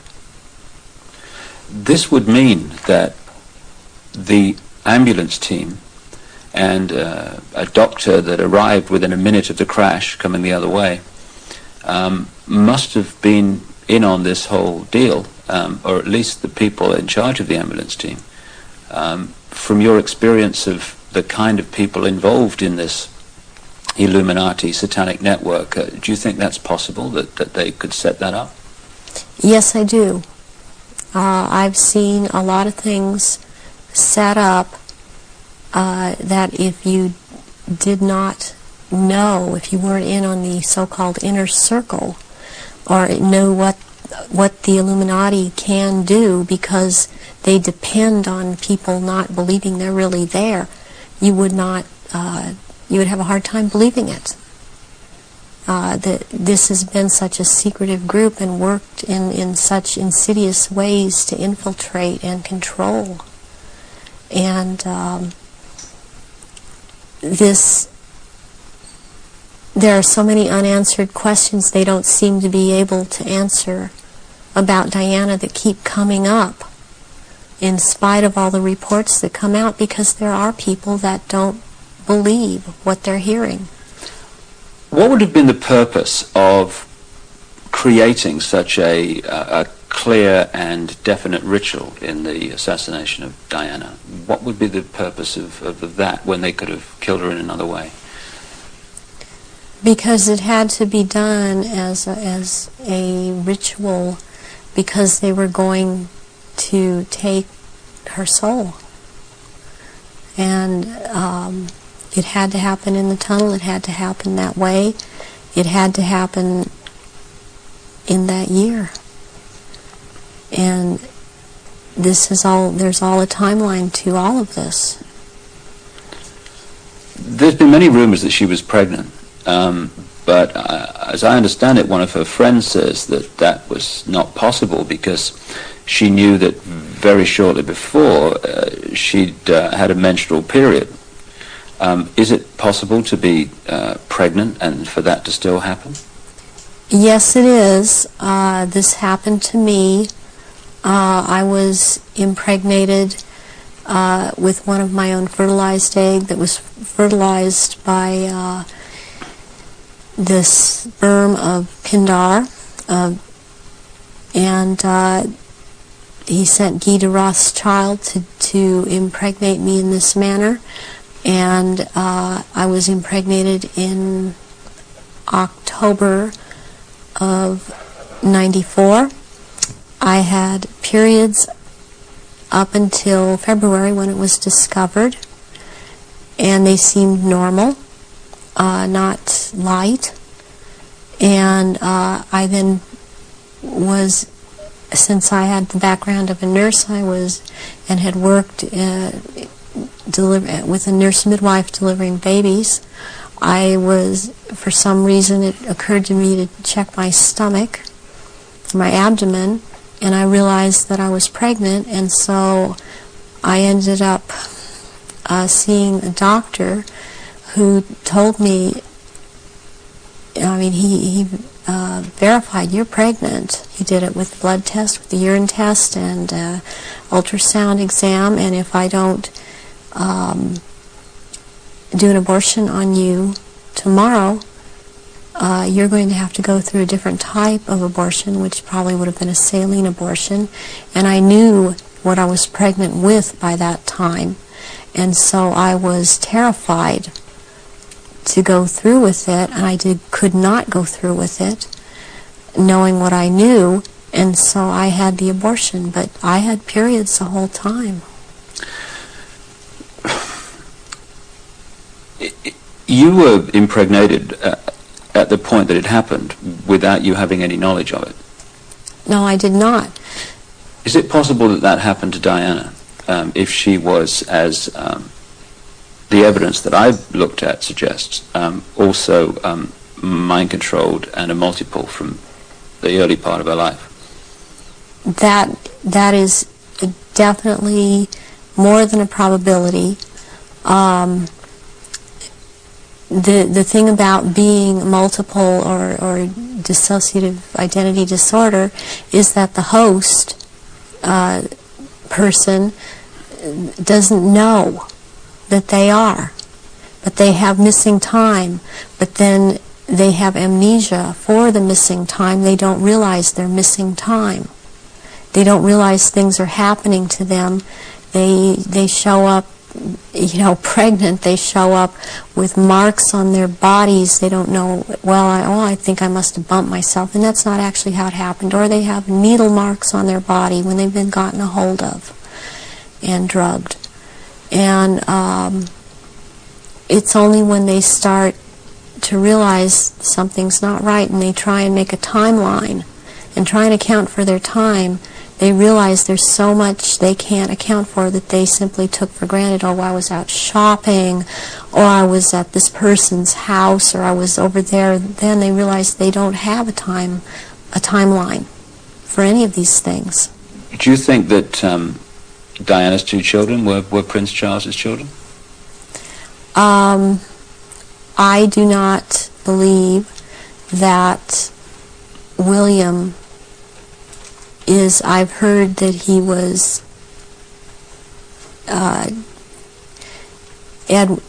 Charles's son. I've heard about someone else, and I believe that it was neither.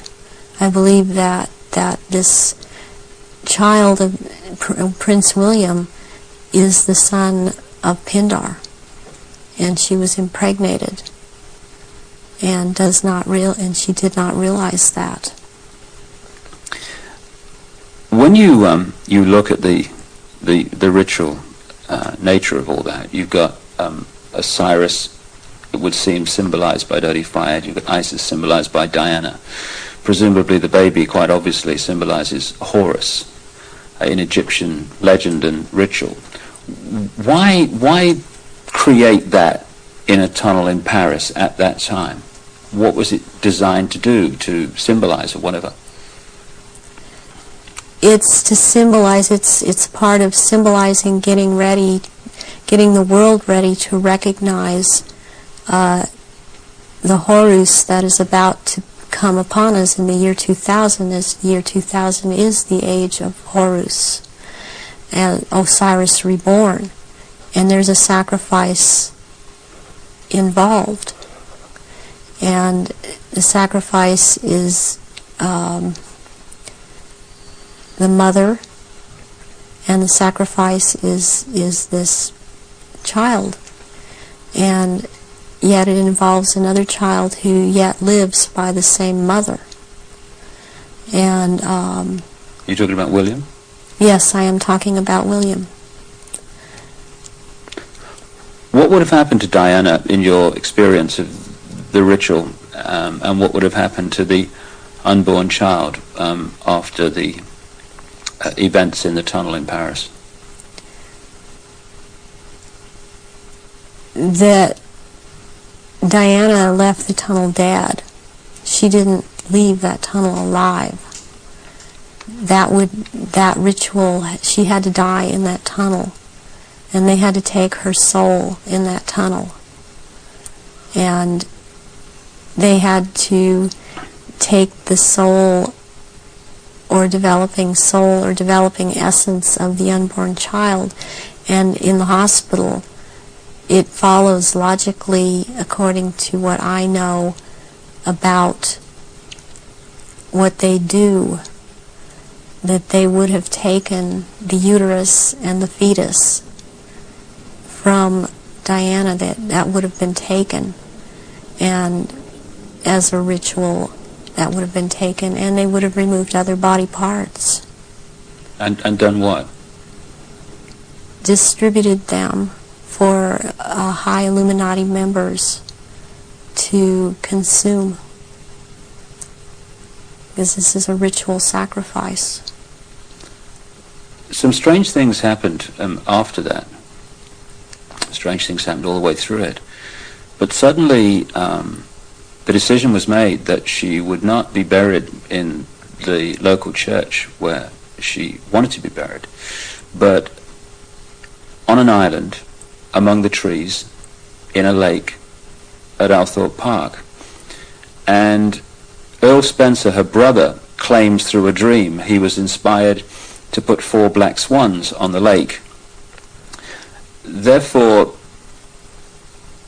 from your, again, knowledge of the ritual, what does all that mean? Why do that?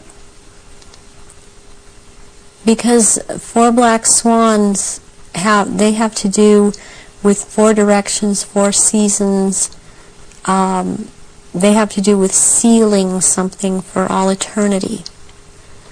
To have 4 of something black, like that swan's figure in Celtic mythology, quite a bit in the Druid mythology. And black is the color of Hecate, and also one of the goddess aspects, the 3 goddess aspects that they have, the name is Black Flame or Black Star. And Black Flame means unto death. And so therefore the color black. And somewhere in there would be a flame. The decisions after her death to put her on an island among the trees in a lake and the 4 black swans were all, at least on the surface, taken by her brother Earl Spencer. Have you any experience of him? Earl Spencer I have seen at rituals. He's definitely tied into it. Her family has been part of this. She has this bloodline.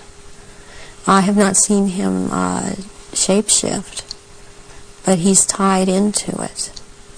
You've seen him at rituals in yes, which I have. Sacrifices took place? Yes, I have. What about her father? Any knowledge of him?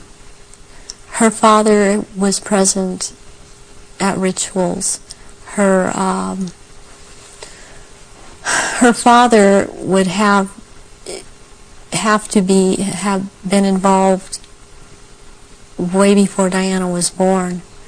For her to have been involved and watch her actions after she was married, cutting herself, being anorexic, being bulimic,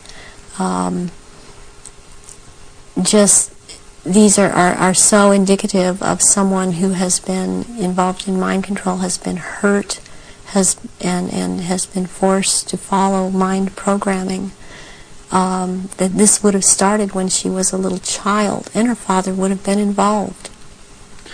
So if they got her into this mind control stream from birth, presumably they would have been able to shape events right from that point to the 13th pillar. Yes. Yeah, they would have. When somebody becomes what we call multiple personality disorder or dissociative identity disorder, there are many programs that are induced, that can be induced at any point. I mean, you've got the machinery in place when they're a very small child, and as they're grown, they can install programs at any point and have different parts hold these programs, and they can be made to do just about anything. They're taught things such as red light is a green light, go through the light.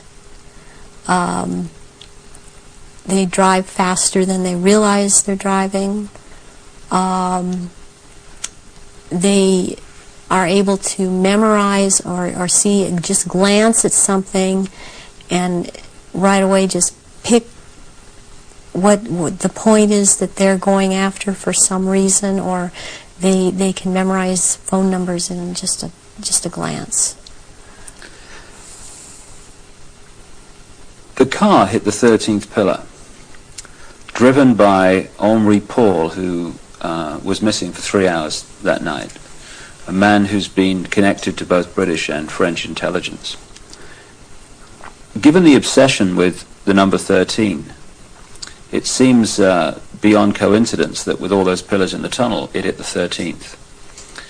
Is it possible to mind control someone like Henri Paul so that at speed they could pick out the 13th tunnel, the 13th pillar? Yes, it is.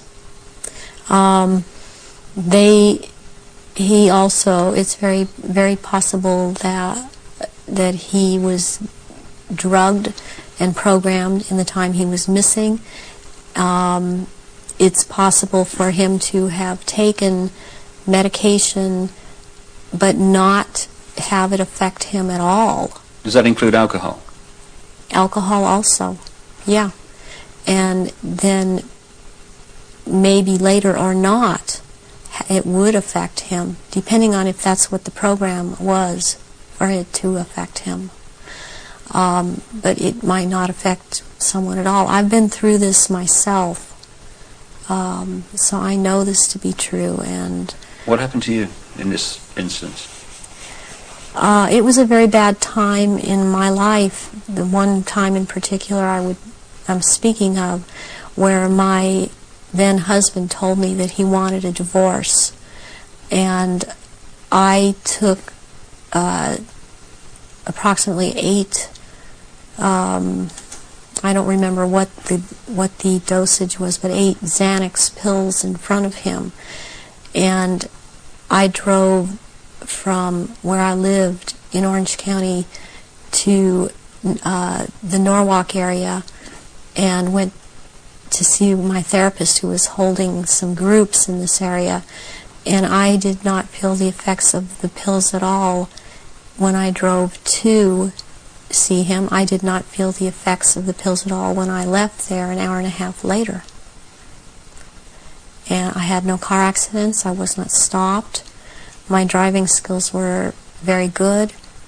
And I've seen this happen with other people that have had the mind control programming and this DID, and you just swallow up medication and one part holds on to it and it does not affect the body.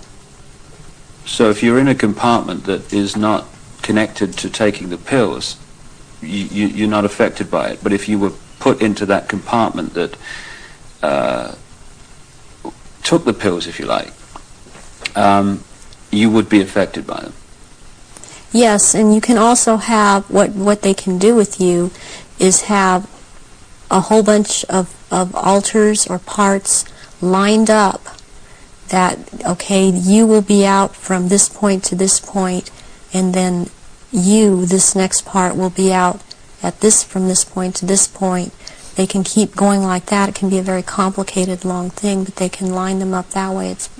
That's the way the programming goes. Do you think this could explain the apparent mystery of a alcohol reading of Henri Paul that was equivalent to 8 Scottish on an empty stomach, while the video evidence of the Ritz Hotel security cameras is that this was not a man in the minutes before he drove Diana into the tunnel that was in any way at that level of drunkenness? Yes, that can very well explain it.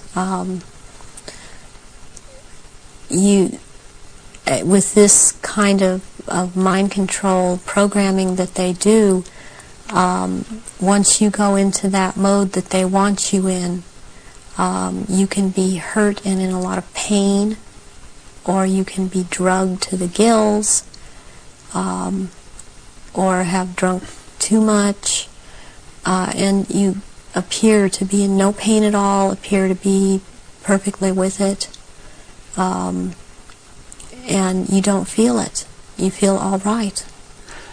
People would find it difficult, just coming from their own kind of experience and observation that someone could drive a car into a tunnel at considerable speed and pick out among 30 odd the 13th pillar.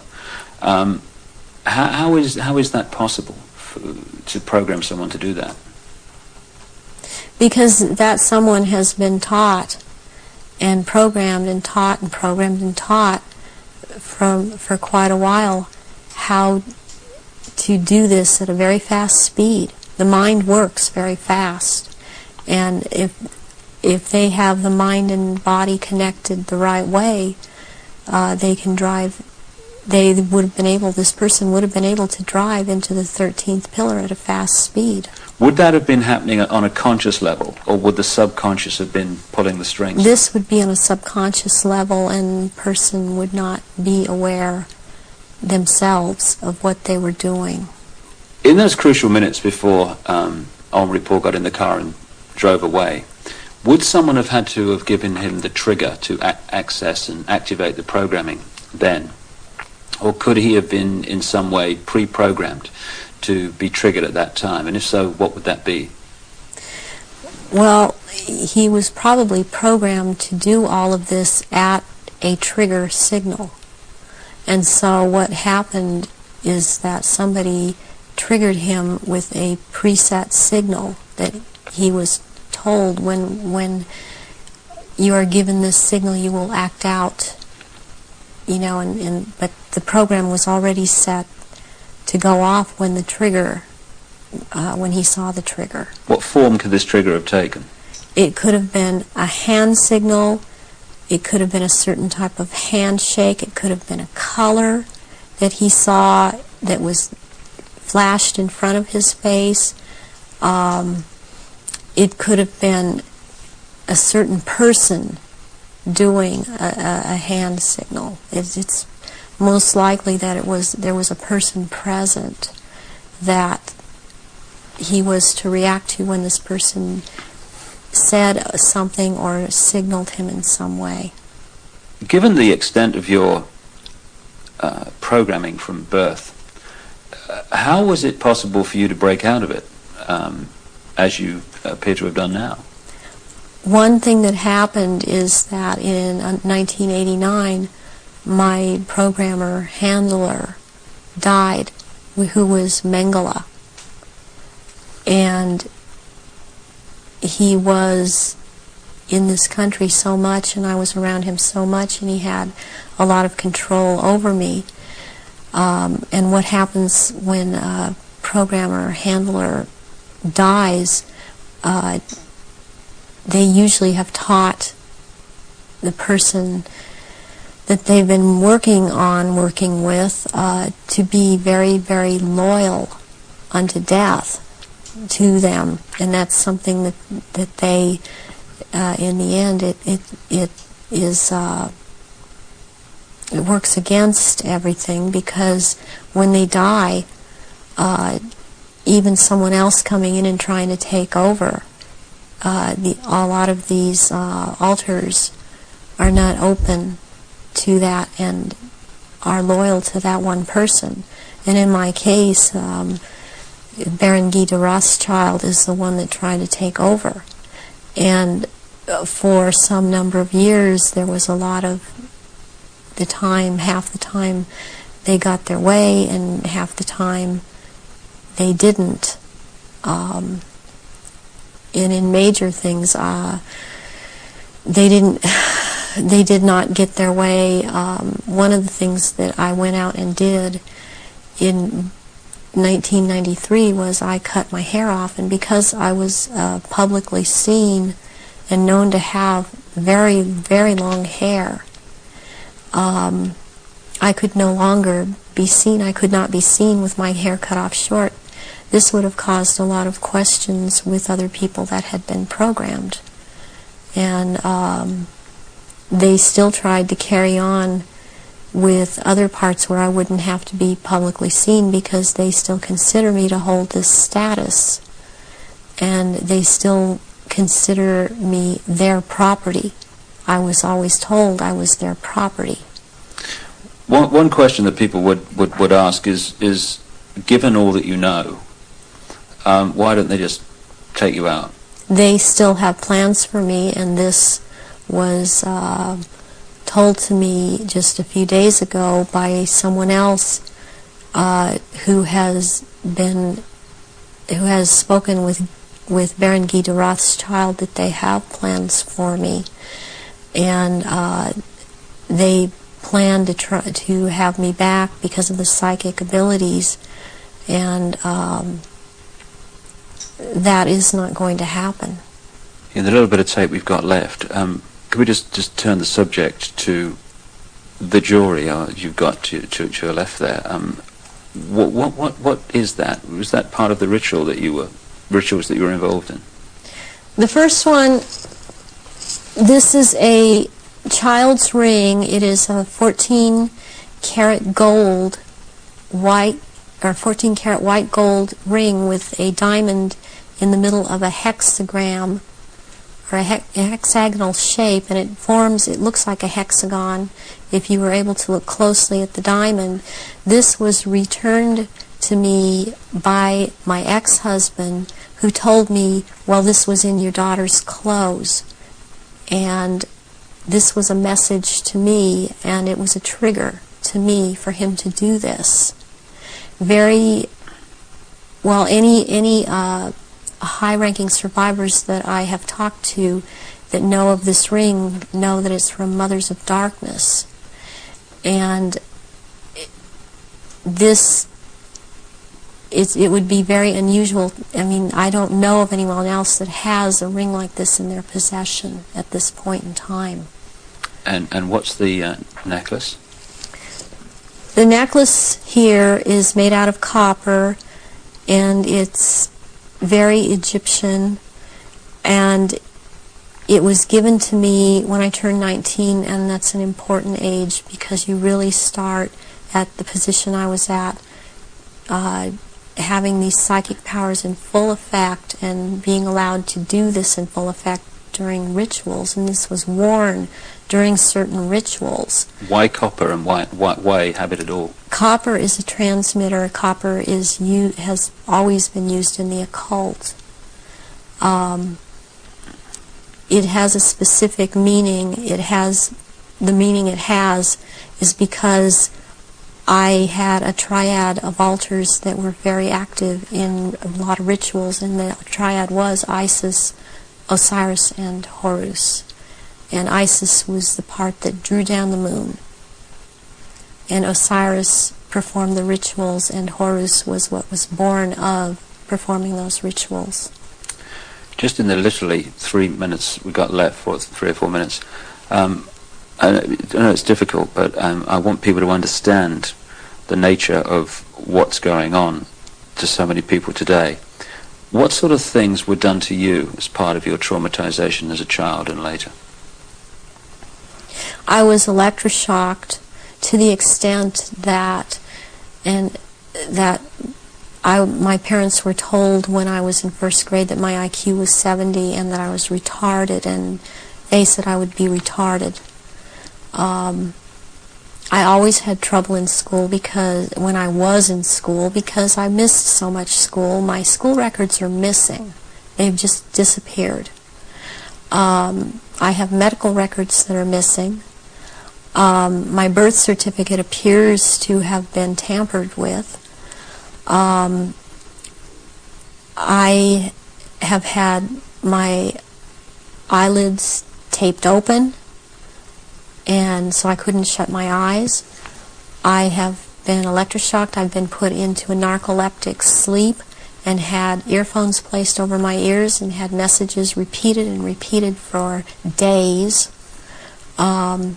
I've had drugs injected into my body so that my nerves were just like on fire, and then they would just touch me. Since I wasn't allowed to have marks on my body, they couldn't use a cattle prod on me, but they do use cattle prods on people in torturing them, and they do use electrical stimulation to the genitals and also on the teeth. And they like to inject between the toes and under the fingernails and up in the gums. I I've also had some kind of scarring done up through the roof of my mouth all the way up to the brain stem back here that gives me a photographic memory. And I have calcium blocks around the pineal gland that seem to be perfectly spaced and even, and it's very, very curious. The doctors can't seem to come up with a reason for that.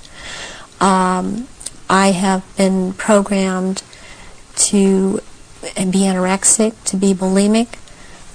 For the government programming, since I was also used by the government in this country, I was programmed to cut my arms if I started to remember, which I was punished for by the Illuminati, as I was not to have these marks upon myself.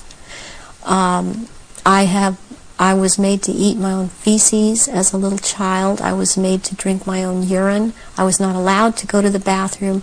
I was placed in a sensory deprivation tank. I had my shoulders, my knees, my toes, and my fingers, my elbows dislocated and then put back into place when they wanted me to be traumatized. I've repeatedly had phone calls of tones coming over my phone, and tones that you can't make by pressing telephone buttons, tones that sound like sonar sounds from a submarine, tones that sound like they were made by some type of instrument. And I have had directed energy used on me, ELF, low frequency electric waves used on me, microwave energy. And this in turn has created two different, would hear one tone in one ear, one tone in a different tone in the other ear. It creates a third tone. They're called tritones. They change the electrical activity of your brain waves and to put you in the state they want you in. I have been programmed to run through red light, thinking it's green. There's been a lot of programming done around my children. They've used my children against me. And it's a very painful subject with me to know that this is happening to my children. The same thing that's happened to me. It's easier. I don't know if I can make people understand this. It's easier for me to have, okay, I can handle that I went through this. And what I want most is to expose these people because of what they're doing to children all over. But they're doing it to my children too. And my daughter believes I've abandoned her. My son believes I abandoned him. And they don't have hope when they're children. They don't have hope when their mother's taken away from them and they're told that their mother just left them. So this is a cycle that goes on with thousands and thousands of survivors, not just myself. And this is how they perpetuate it if there is a parent that's protective that believes and has found out this is happening.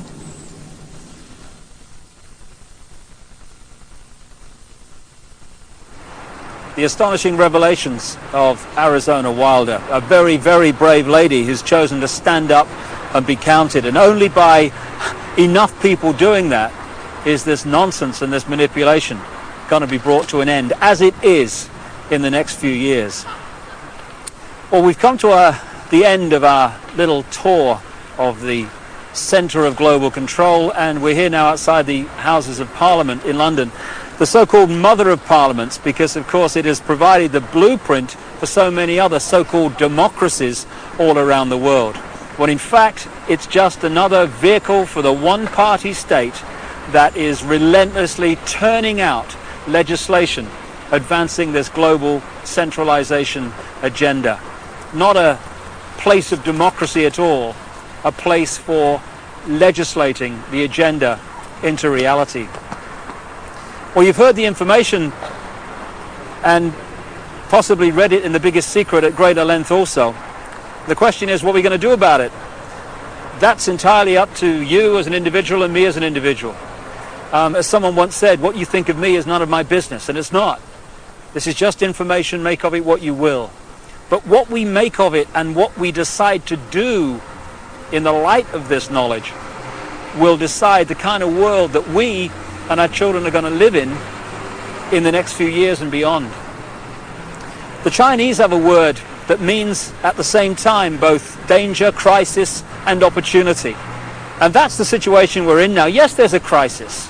Yes, there's a danger of this global fascist state becoming reality, but it's also an opportunity to wake up and make the change that will turn this planet from a prison into the paradise it once was and the paradise it will become again. And that is about choice. Choosing what we do as a result of what we know. And I quote in my books a number of times an American comedian called Bill Hicks, a genius in his way, very angry man, but a very brilliant man, a very profound man. And he described life in this way. He said, life's like a ride in an amusement park. And when you go on it, you think it's real, because that's how powerful our minds are. The ride goes up and down, round and round. It has thrills and chills, and it's very brightly colored, and it's very loud, and it's fun for a while. Some have been on the ride for a long time, and they remember, and they come back to us and they say, hey, don't be afraid ever, because this is just a ride. And we kill those people.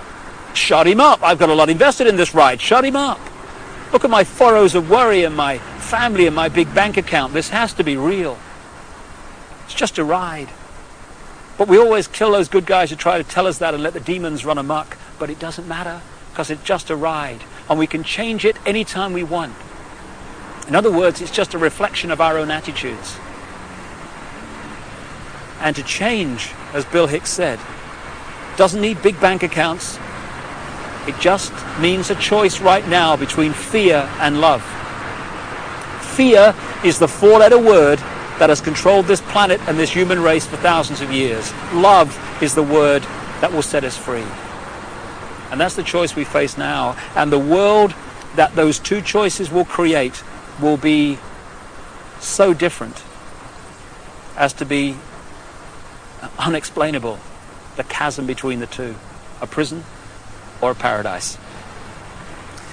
I just want to say one other thing before we finish this video. I don't want to demonize the reptilian race, because it's just a genetic stream in the great forever.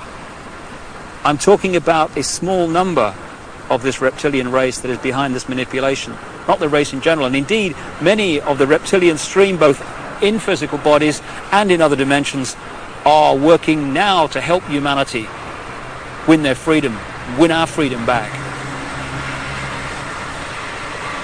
And I'd like to thank once again also Arizona Wilder for having the guts to stand up and speak her truth. And if enough people do that, then this house of cards, because that's all it is in the end, is going to fall. And I'd like to thank also my friend Brian Desborough for helping Arizona and for his own commitment to truth. We're now at the crossroads of the evolution of the human race, or a crossroads anyway. And the good news is this: there is a global awakening going on. I've spoken in something like 20 countries in the last 18 months. People are waking up. They're asking questions. They're seeing themselves and the world in a different light. And this is going to gather pace and is gathering pace all the time. And it's this transformation of human thought and perception that is going to bring the change that we've dreamed about for so long. Dreams are merely imagination, which can be made reality if we're prepared to do what is necessary to achieve that. That's the challenge we face now. It's a wonderful, wonderful time to be alive, and we're all privileged to be here to play a part in setting this world free for the first time in known human history. From the epicenter of global control, but not for very much longer. Thanks for listening. Goodbye.